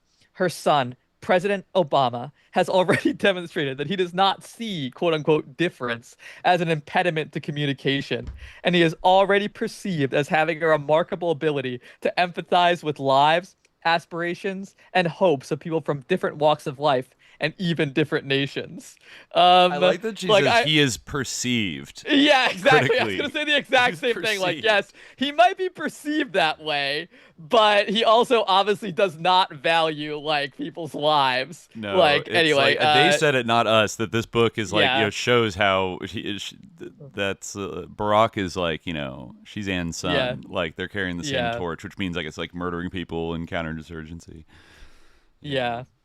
This anthropological faith in the ability. I mean, shout out to the person in chat who said that the anthropology as a discipline needs to get out of its own ass. Yeah, exactly. It's like, what are you talking about? Like, anyway, this anthropological faith in the ability to bridge any divide within the human community leads, in principle, to an optimistic view of the world because it emphasizes not the constraints, but rather the limitless possibilities of engaging the wider world.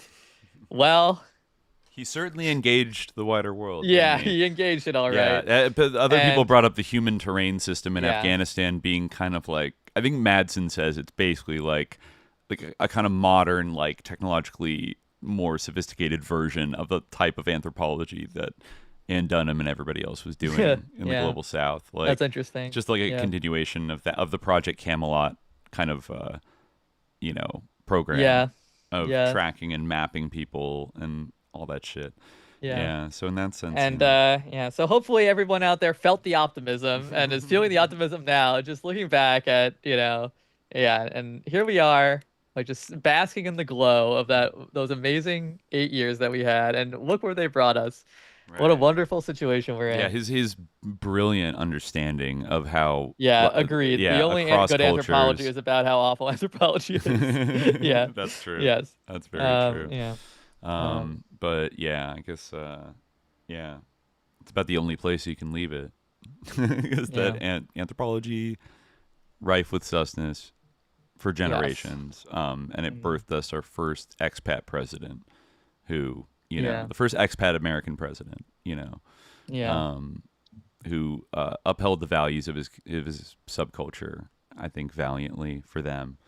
But sadly, like any expat, just bought a plane ticket and flew away as soon as people started marching and throwing rocks at the minimalist, the Dubai chocolate gelato shops. Yeah. What like Netflix movie is he up to now? I wonder. Like, what's he doing these days? Like, I don't know. Just what nothing. He's actually producing. Just nothing. It's a sorry state of things. Wow. Yeah, it really is. He sold his house to Les Wexner. He's going on. He's digital nomading for a while. He in a way I feel like he's the spiritual leader of like the digital, like the millennial digital nomad and like the lifestyles they lead. And like when I was reading like how they just like parasitically attach to like foreign cultures and like live in their own enclaves, I was like, oh, this sounds like certain neighborhoods in Mexico City I just walked through, where like you go through like a warp like transformation, and it's like Gringotopia all of a sudden, and it's like everyone's wearing like white linen like pants and like eating gelato and like and gentrifying everything like really fast, and working laptop jobs, etc. But Obama's kind of like a patron saint for them. He's the ultimate success story. But for about everybody else, I don't know. I'm not getting the feeling that he's understanding humanity on the deepest level ever. Higher Ground Productions has a movie in production called White Mountains about Betty and Barney Hill, the first alien abductees. No fucking way. Really? Oh well, yeah. It is kind of an interracial love story. So there's that. Yeah, true. And people speculated that there was like kind of like a psychological like element to it that like that's one of the popular theories about it, that it was like a psychological expression of like their their anxiety over being an international. Yeah, people did read it that way, but he did an anthropological we'll see study. what it's probably just like another blue beam, like probably just like going to be the a blue beam directed right at the heart of liberal America and the commentariat. Leslie Kane will be trotted out again to talk about it and what Obama knows, and she'll link up. Speaking of Leslie Kane, last thing I'll say, he is a digital nomad. He is an expat American, but he's also, lest we forget, a direct descendant of Jonathan Singletary Dunham, a prominent early American settler who left the Plymouth colony to build the first grist mill in New Jersey. And I think through that ancestor, Barack Obama is distantly related to 6 U.S. presidents: James Madison, Harry Truman, Lyndon Johnson, Jimmy Carter, George H.W. Bush, and George W. Bush. So even though, even though he's the first African-American president, why does there have to be like an early colonial, how many people do you meet that have feel like that kind of lineage? It's not a coincidence that like the first African-American president is also like has like Mayflower roots. H.W. Bush. yeah, exactly. Like literally like his mother's name is Dunham, and that was the name of that guy. And like I didn't get time to look into Lena Dunham and like coincidental rise of both. Wow. Huh. We're living in the age of the Dunhams. Yeah, exactly. All right. Exactly. But I'll leave that on that titillating note. We'll get out of here for now, but we'll be back on the video stream soon. Thanks for everybody for tuning in. And I'll have shaved. I'll stop Farrell up, but and then not wear a tank top because I'll get yelled at by my parents. Do you own any non-tank top no, shirts? As the chat said, it's a Dimitri. Ever since Dimitri went to Berghain, he only wears tank tops, which is kind of true. Yeah, it's kind of true. All right, but for now, until next time, dear listeners, stay vigilant. Peace.